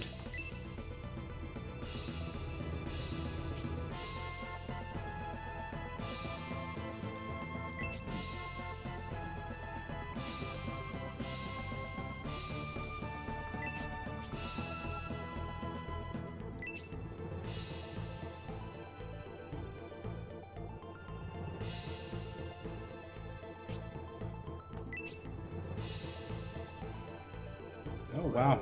She was stalking her right from the very beginning.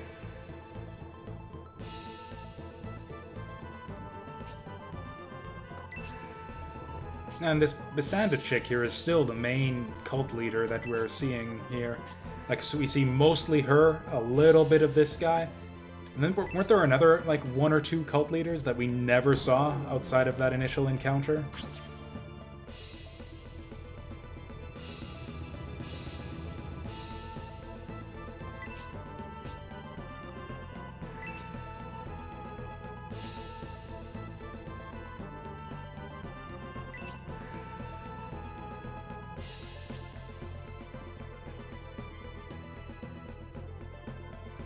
Was that sarcasm there? Is our little dwarf guy trying to be sarcastic?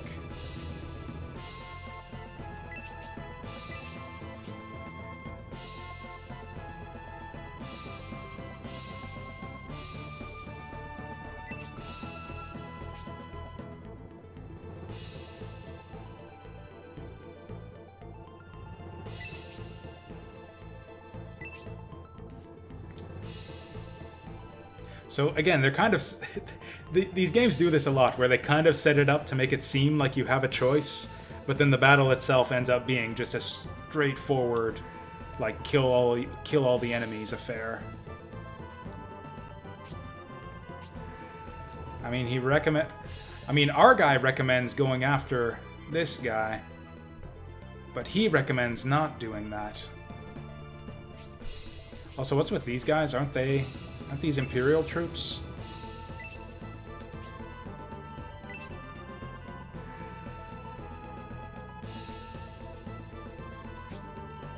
Oh yeah, I don't think we want to fight her right now. So yeah, she can get away. Oh, we don't want to fight him either. That's fine. I'm sure we know for a fact they're going to get away. And also, yeah, this is the exact same map as Actually, you know what we should do? I never took advantage of this feature that much in the first game, but the Tactical Advisor actually has a lot of useful things to say in some fights. On the rare occasion where I would remember to do this, it actually does a good job of explaining the tricks to each fight.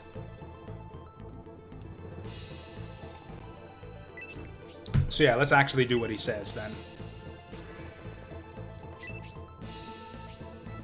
I would have probably been taken by surprise by the little combat tricks in Scenario 1 less often if I had done more, yeah, listening to the tactician's advice.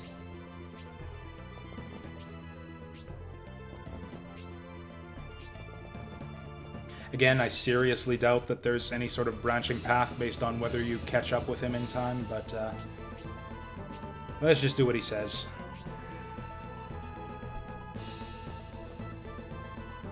Yeah, I don't think there's any catching up with her anyways.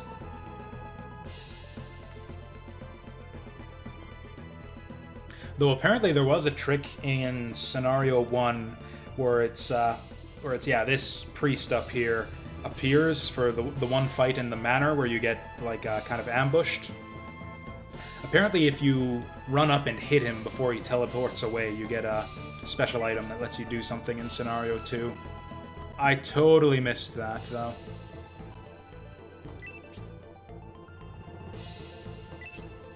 What?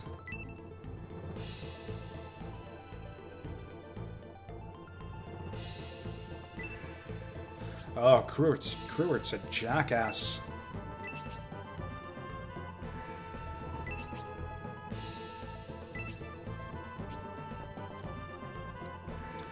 So I guess we handle this one pretty much the same way we did in Scenario 1.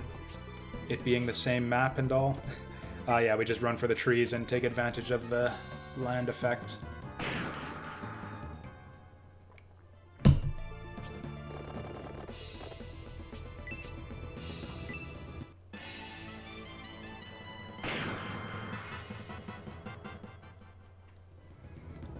So I would like to get some kills to Medion here. Medion? I think I decided in my head that Medion was the correct pronunciation, but I've just been mixing it up all over the place, as I always do. Just alternating between different pronunciations of ambiguous names. We've only got a few heals out of this guy, so we'll save them.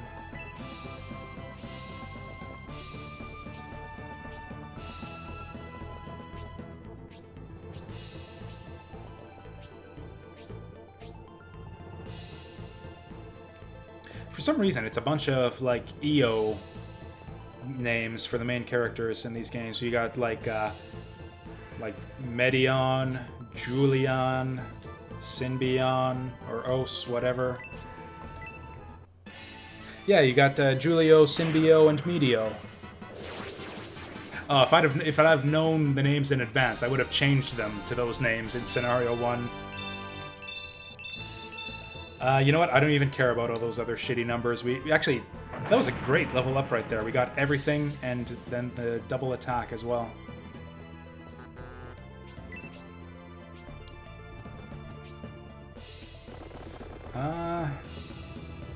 Man, I wish we had a lance for this guy. Okay, I think we get one fighter on either side. Actually, no. Let's move up on this side, because then we can... Because on this side, the enemies are going to have the benefit of the difficult terrain as well. But we got to defend them from the bats. Yeah, we'll split up the fighters.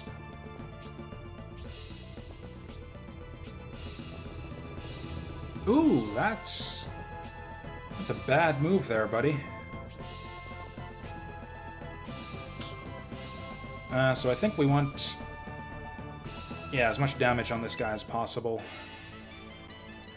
Might take a few hits, plus this will get friendship points for our dudes.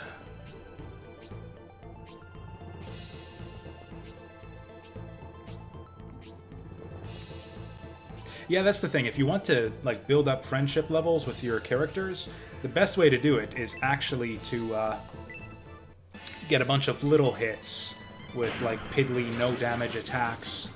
You get less actual XP that way, but more friendship points.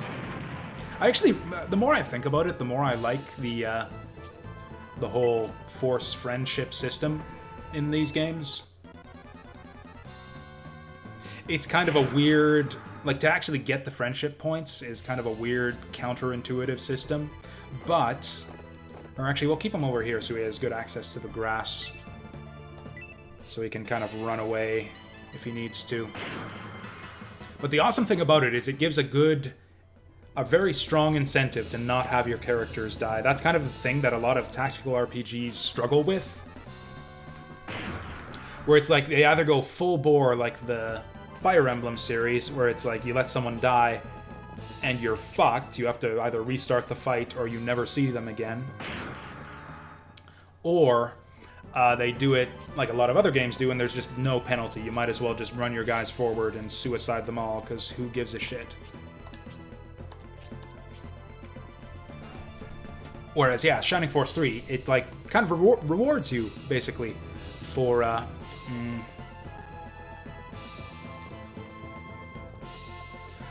So the reason it didn't seem like a big deal in the first scenario is because I lost all my characters kept on dying a bunch, because I kept on getting caught off guard by these nasty surprises, enemy spawns, that kind of garbage.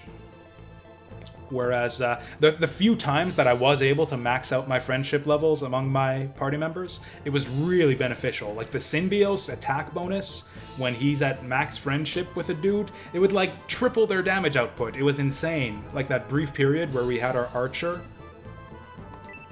at max friendship with Synbios, he went from like doing 5 damage to doing like 20 damage. It was insane.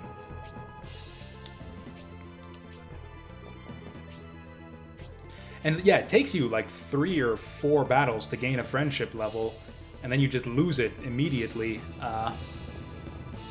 upon having a character die. I think we need Medion to fall back here. Yeah, we want to keep him in the tree line. This is a little bit risky. Don't know if I like this move.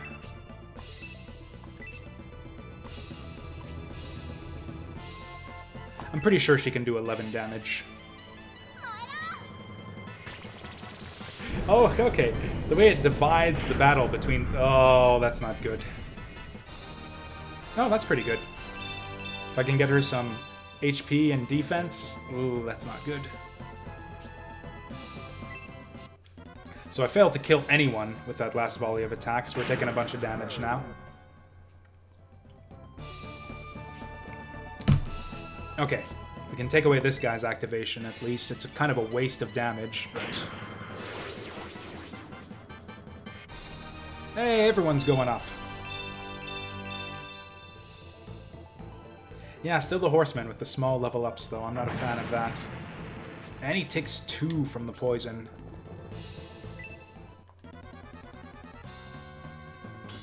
You know, this was kind of a difficult fight in Scenario 1, and it's kind of difficult again here. There's a lot, like, we're vastly outnumbered here, although we're getting really lucky with the blocks. Holy shit. So now's probably the time to heal someone. She's fine. Actually, you know what? The smartest thing to do might be to get the antidote on him if we can. I'm going to put him back in the trees, just to keep him away from those infantry advancing up the side there. Yeah, long term, I think Antidote's the way to go here.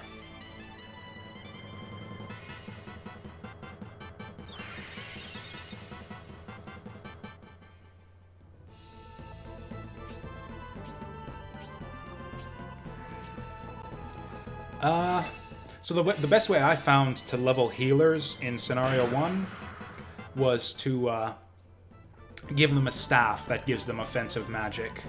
Because, yeah, just about once you reach a certain point early on in the game, all the magic staffs give you, like a new magic spell, basically, is your benefit to having staffs equipped. So you give... It's actually kind of, you go reverse the way you would expect. You give your magic rods with the offensive spells to your clerics, and you give the ones with the support spells to your wizards. I think I actually want to kill that bat there before he poisons someone again.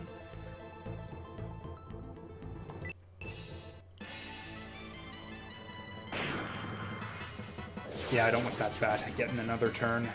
Again, waste of damage, but...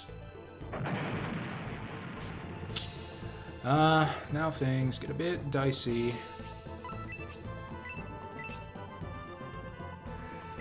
Actually, how much HP do these guys have? Are they tougher or weaker? Ooh, tougher. Much tougher. Yeah, that's the thing. Yeah, they severely nerfed the experience that you get for casting support magic on your crew. Yep, no more 50 damage boosts in Shining Force 3. Again, I think we want to take this guy's turn away.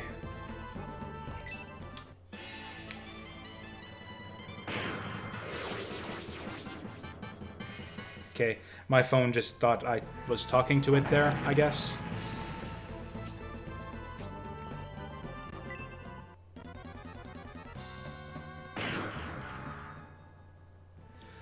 Yeah, we're gonna need some healing right away here.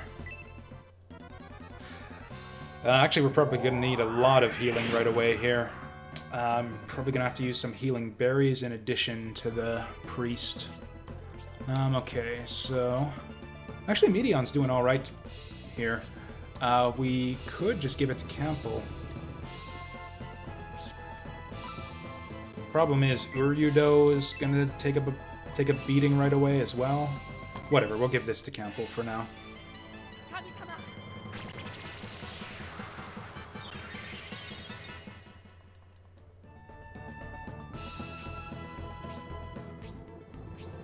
Yeah, you could boost your... just boost your way to massive XP gains in Shining Force 2 for your healers. The problem is your healers aren't really good for anything but healing. It's like they'd be 30 levels ahead of everyone, but it wouldn't really matter, because they still can't kill anything. Ooh, these axe guys. Yeah, this is a bit of a problem.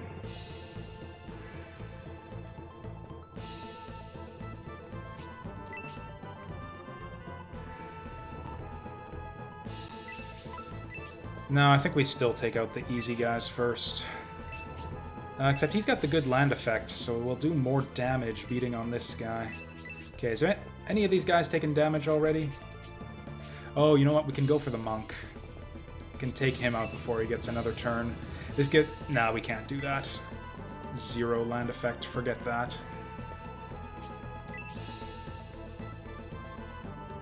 Yeah, we'll go on this guy.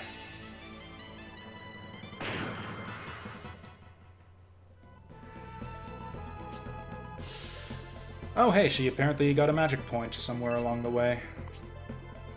So we can hit anyone we want right now.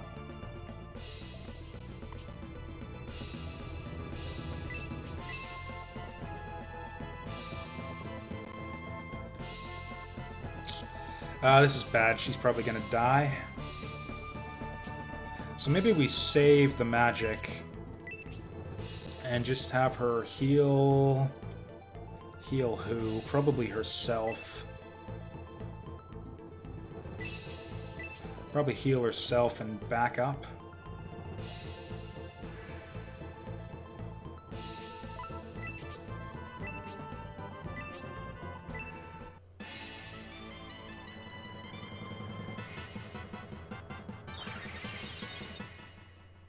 think I only had one monk in Shining Force 2. Can we do 5 damage on this guy? Actually, let's just calculate it. So he's got 6 defense, we've got 15 attack. I think we can do it. Ah, Tom, thank you for the follow. Much appreciated.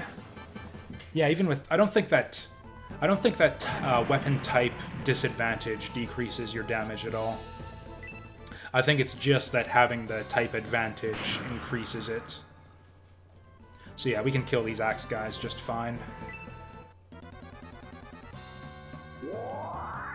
Boom! Oh, did he even damage me there? I did. I took 1 damage. And that's level 3. 1. Ah, 1 attack. That's lame.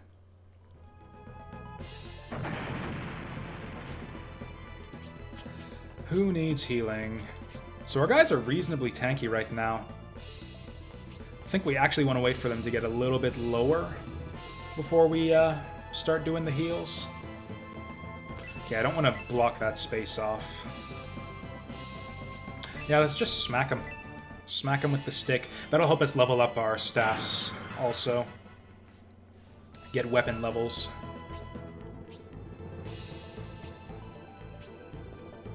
I think, I don't know if weapon level, or if your weapon XP depends on how much damage you do. If it does, then yeah, that will not help us level up the staff very much.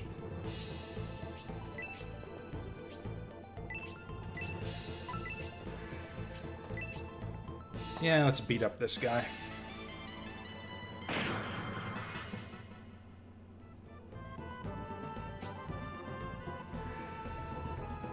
Yeah, I'm sure you could get more monks than we ended up getting in Shining Force 2. I'm pretty sure that the monk promotion requires a special item, and we only found 1 of that item.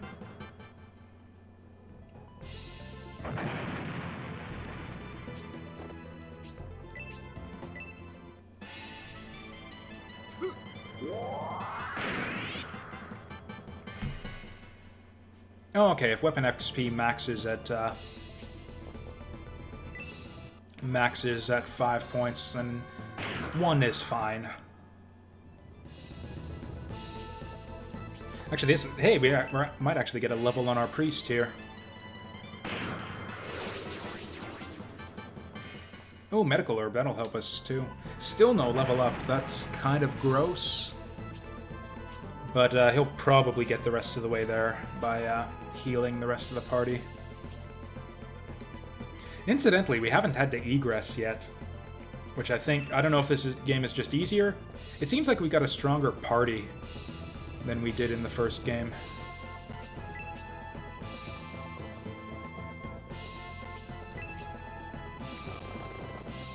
But yeah, I actually ended up losing the very first fight in Scenario 1. Just because I put Synbios up in the open like an idiot, and he got ganged up on and taken down in 1 round. He took like 4 consecutive attacks because of the way turn order shook out.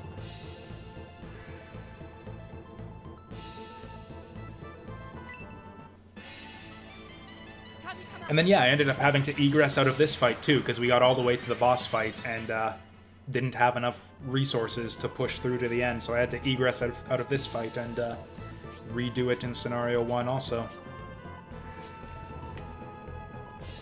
So yeah, we're at a much lower level than we were when we took this fight in Scenario 1.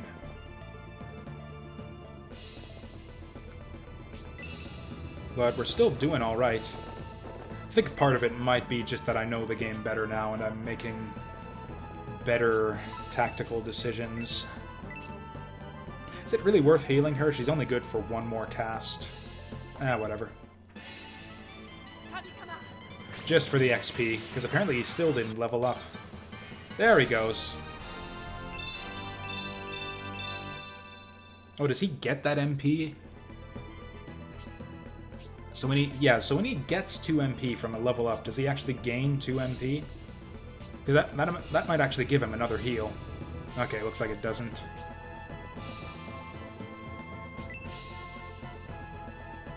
Oh, he's gonna run away like a bitch, isn't he?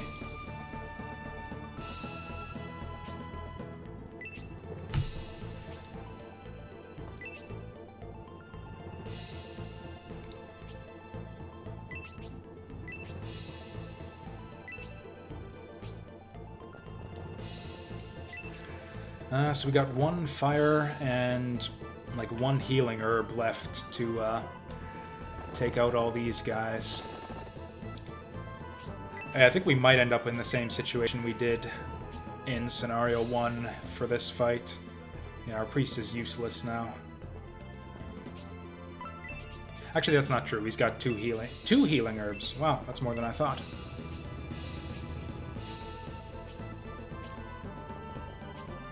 Ooh, charging up on us. Okay, let's stake out the tree line then.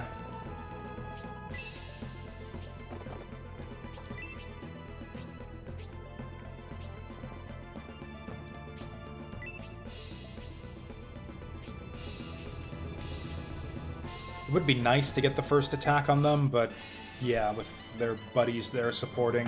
You know, I think this thing where it divides the battlefield based on the terrain type is new as well, and I don't think I like it. It does not... It's a bit jarring.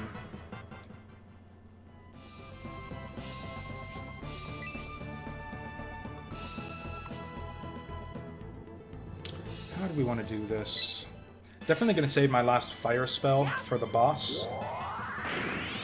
So that's handy.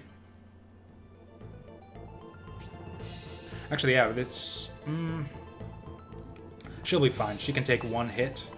Because, yeah, this way she actually gets a productive turn without using magic. Then, yeah, this way our horse guy doesn't have to waste his 11 damage, taking down 1 HP.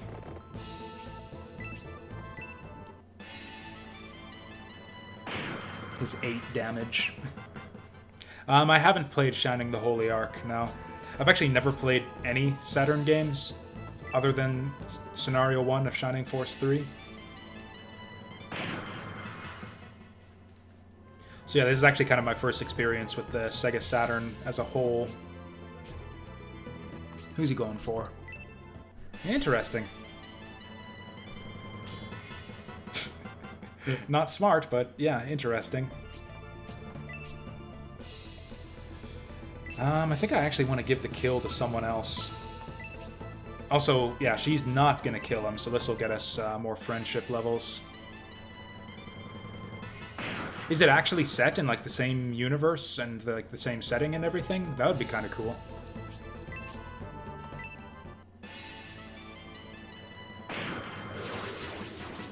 See, I'm kind of a fan of dungeon crawlers, but the modern ones more so.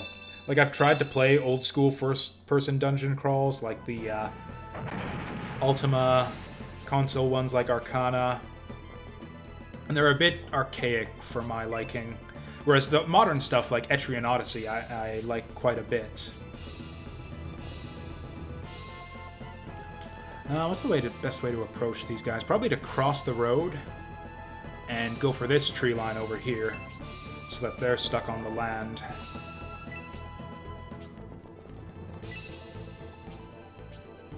Interesting.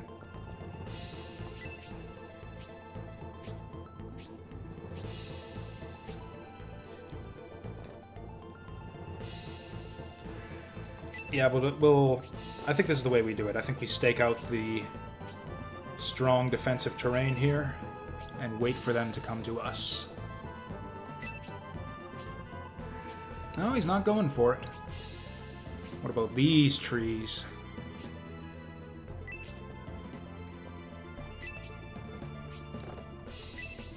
Like, if we have to rush forward up in these guys' faces, I don't know if we win that slugfest. That's not so bad.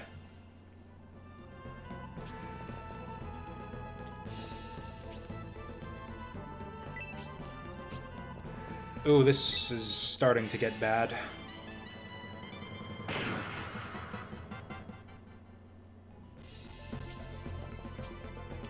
So actually, I think we fireball on...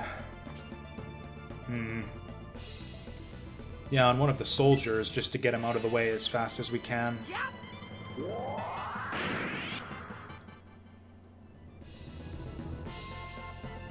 now we're kind of in the same situation we were in last time. Okay, we'll open up that space next to Medion, just to make sure he can get his healing.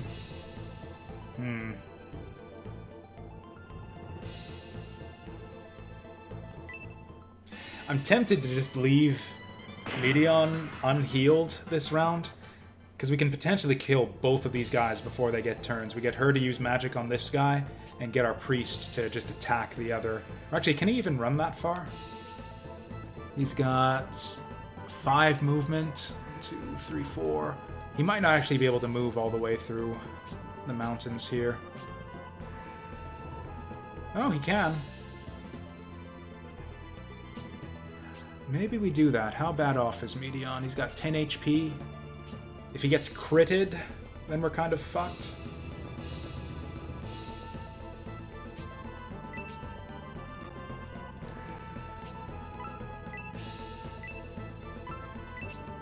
Yeah, so we're wasting a little bit of the damage here, but that's fine. Long term, I think it's better to just not take hits from these guys.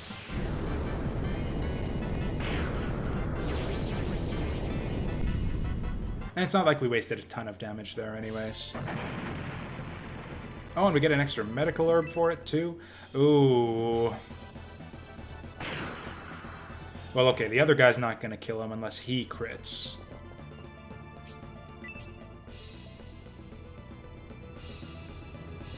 Okay, I need to check everyone's inventory. We need to get some form of healing to Medion before the boss's next turn. Okay, he can heal himself. That's fine.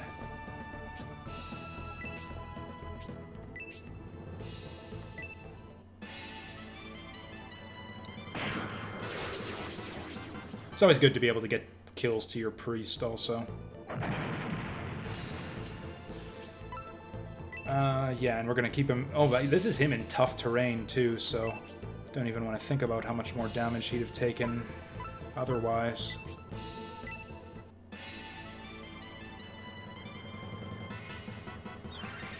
Would have been nicer to get someone else to heal him for friendship points. I should have kept that in mind. Oh, Campbell has the herb too.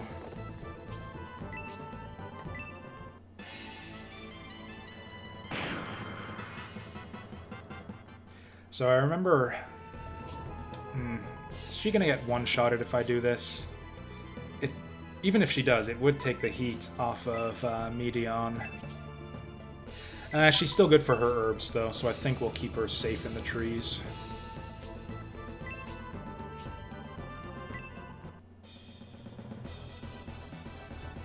Also, herbs are really easy to replace. Like, we don't even need to buy them. Enemies just drop them for free all the time. So I think we just use these just for XP and friendship points.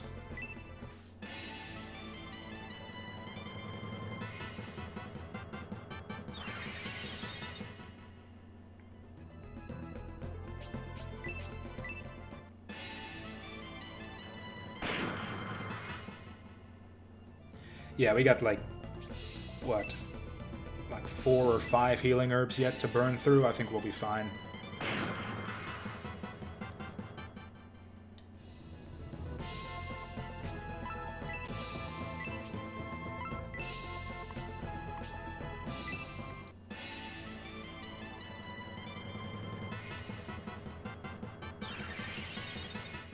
Synthesis is dressed very, like, stylishly compared to everyone else in the game.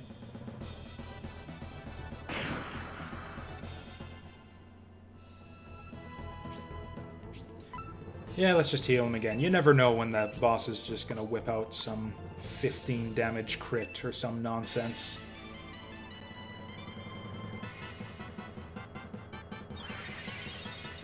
Hey, we're partners now. What does that even get us?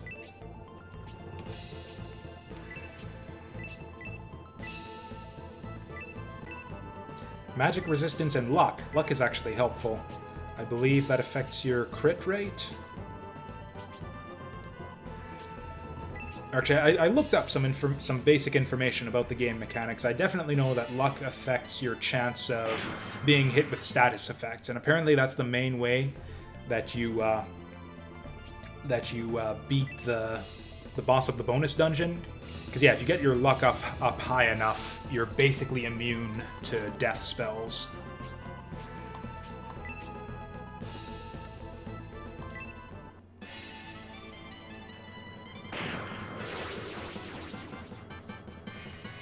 Hey, just like that.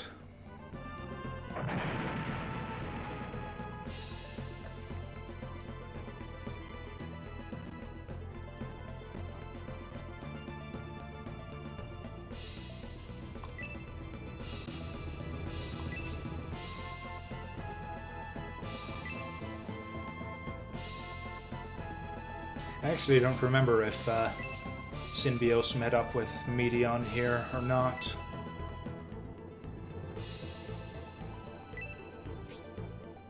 Oh, so they're just like outing him as the villain straight up right from the beginning.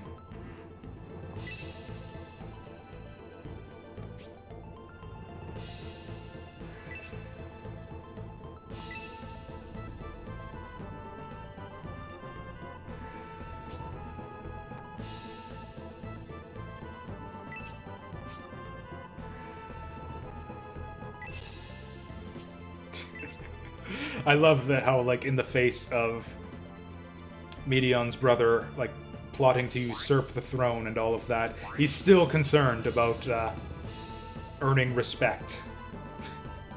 It's like, oh great, a plot to overthrow the rightful emperor. This is a great opportunity to get mad reps. That's something different. That's like a gym thing. Mad rep? Rep. Rep is reputation. Reps is, yeah, lifting things.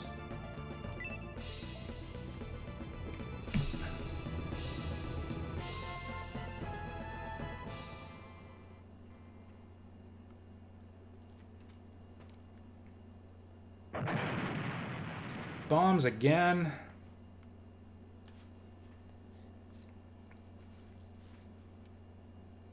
Oh wait, I remember now. That's the way that Synbios got out of here. Always one step ahead in this game.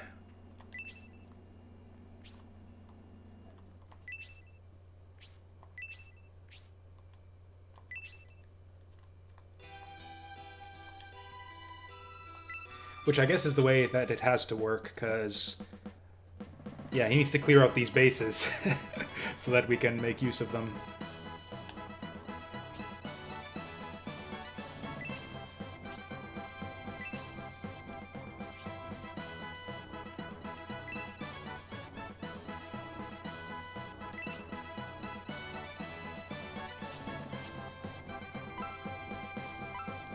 Oh yeah, does this guy still... Okay, I was curious if the stash maybe carried over from one game to the next, but that would be too crazy.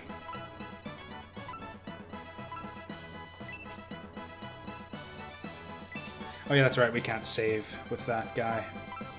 I have to find a priest to do that.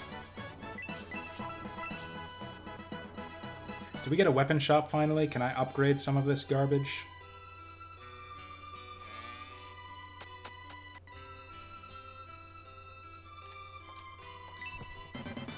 Hey!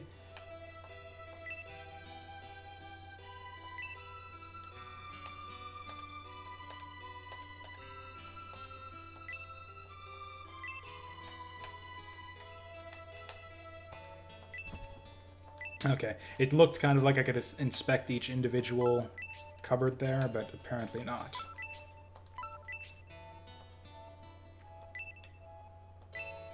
You know, I think we found Mithril in a fireplace at some point in the first game. But not here. Oh yeah, apparently there's an extra tier of crafting material above Mithril called Orichalcum.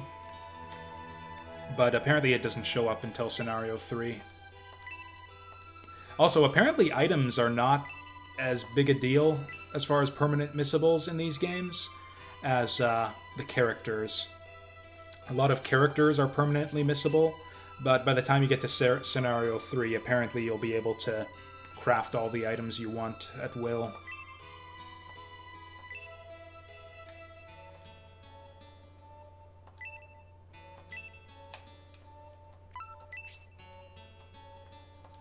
So yeah, characters are the main thing we're looking out for here, just to open up our options. Also, we might want to have a healthy supply of dudes on the bench, just in case there's like a big, stupid fight at the end of the game where we need to use all of our benched guys. Oh, and incidentally, just to make this clear now, we are... Even though I kind of looked up a few things ahead of time, the no spoiler rule is still in effect in this game, so do not tell me if there is a another big brawl at the end of the game where I use all my benched guys on Team 2. Yeah, I do not want to know what's going to happen later in the game.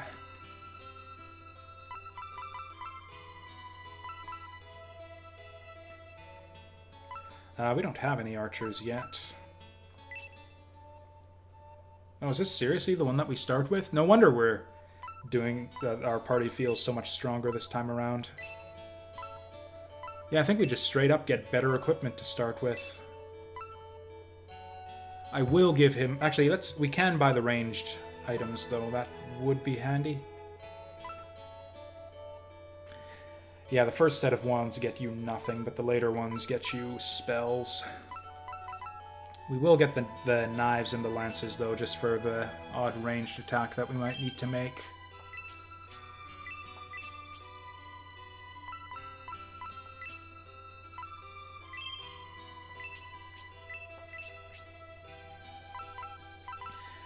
Oh, and with that, our inventory is right full.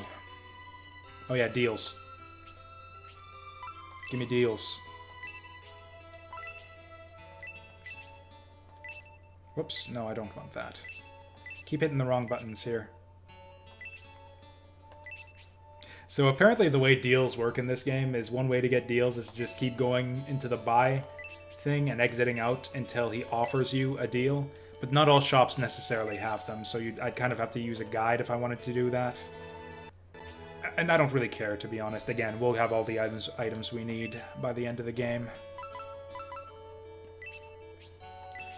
I think we're still good on medical herbs, so... Alright, you know what? I'll buy a couple for our priest. He's still a bit low on MP, so he will probably be needing them by the time we get to the end of each fight. 2 is fine.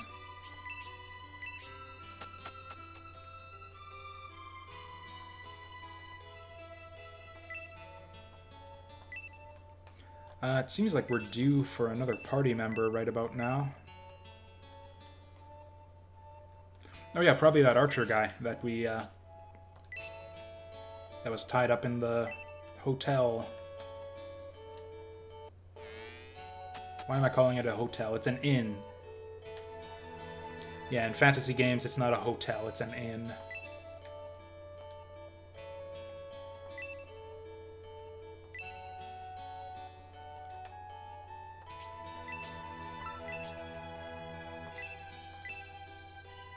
Oh, they're locking up their shit now. Right, so we've recruited a dwarf up here in Scenario 1. I actually don't think he was optional. Yeah, he was the guy who blew up the gate for us to get out of here.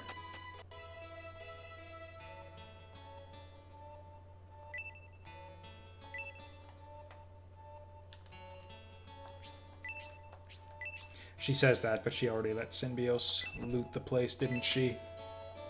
Yeah, we're not going to find anything here because Symbios looted everything already.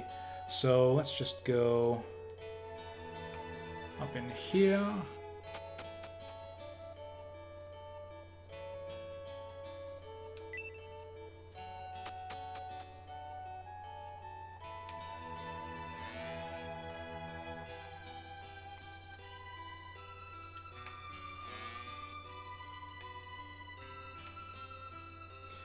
So the guy in there is not in there anymore.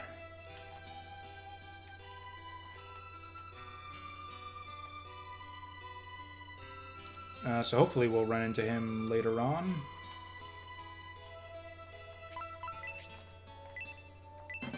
Oh, hey! There are still goodies to be found here. I probably missed that in Scenario 1.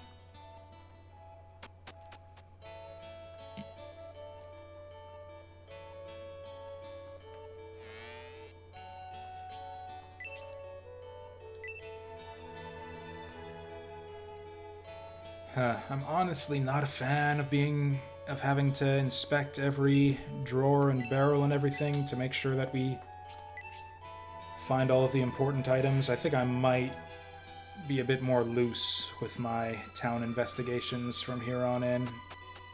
This is already starting to bore me.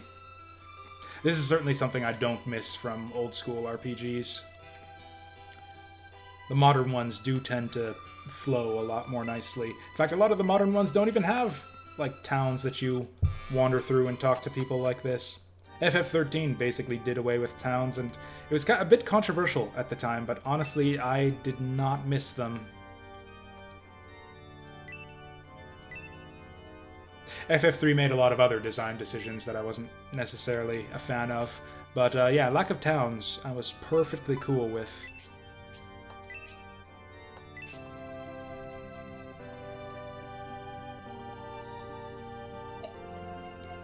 We're going to take a quick refreshment break here. I'll be back in a couple minutes.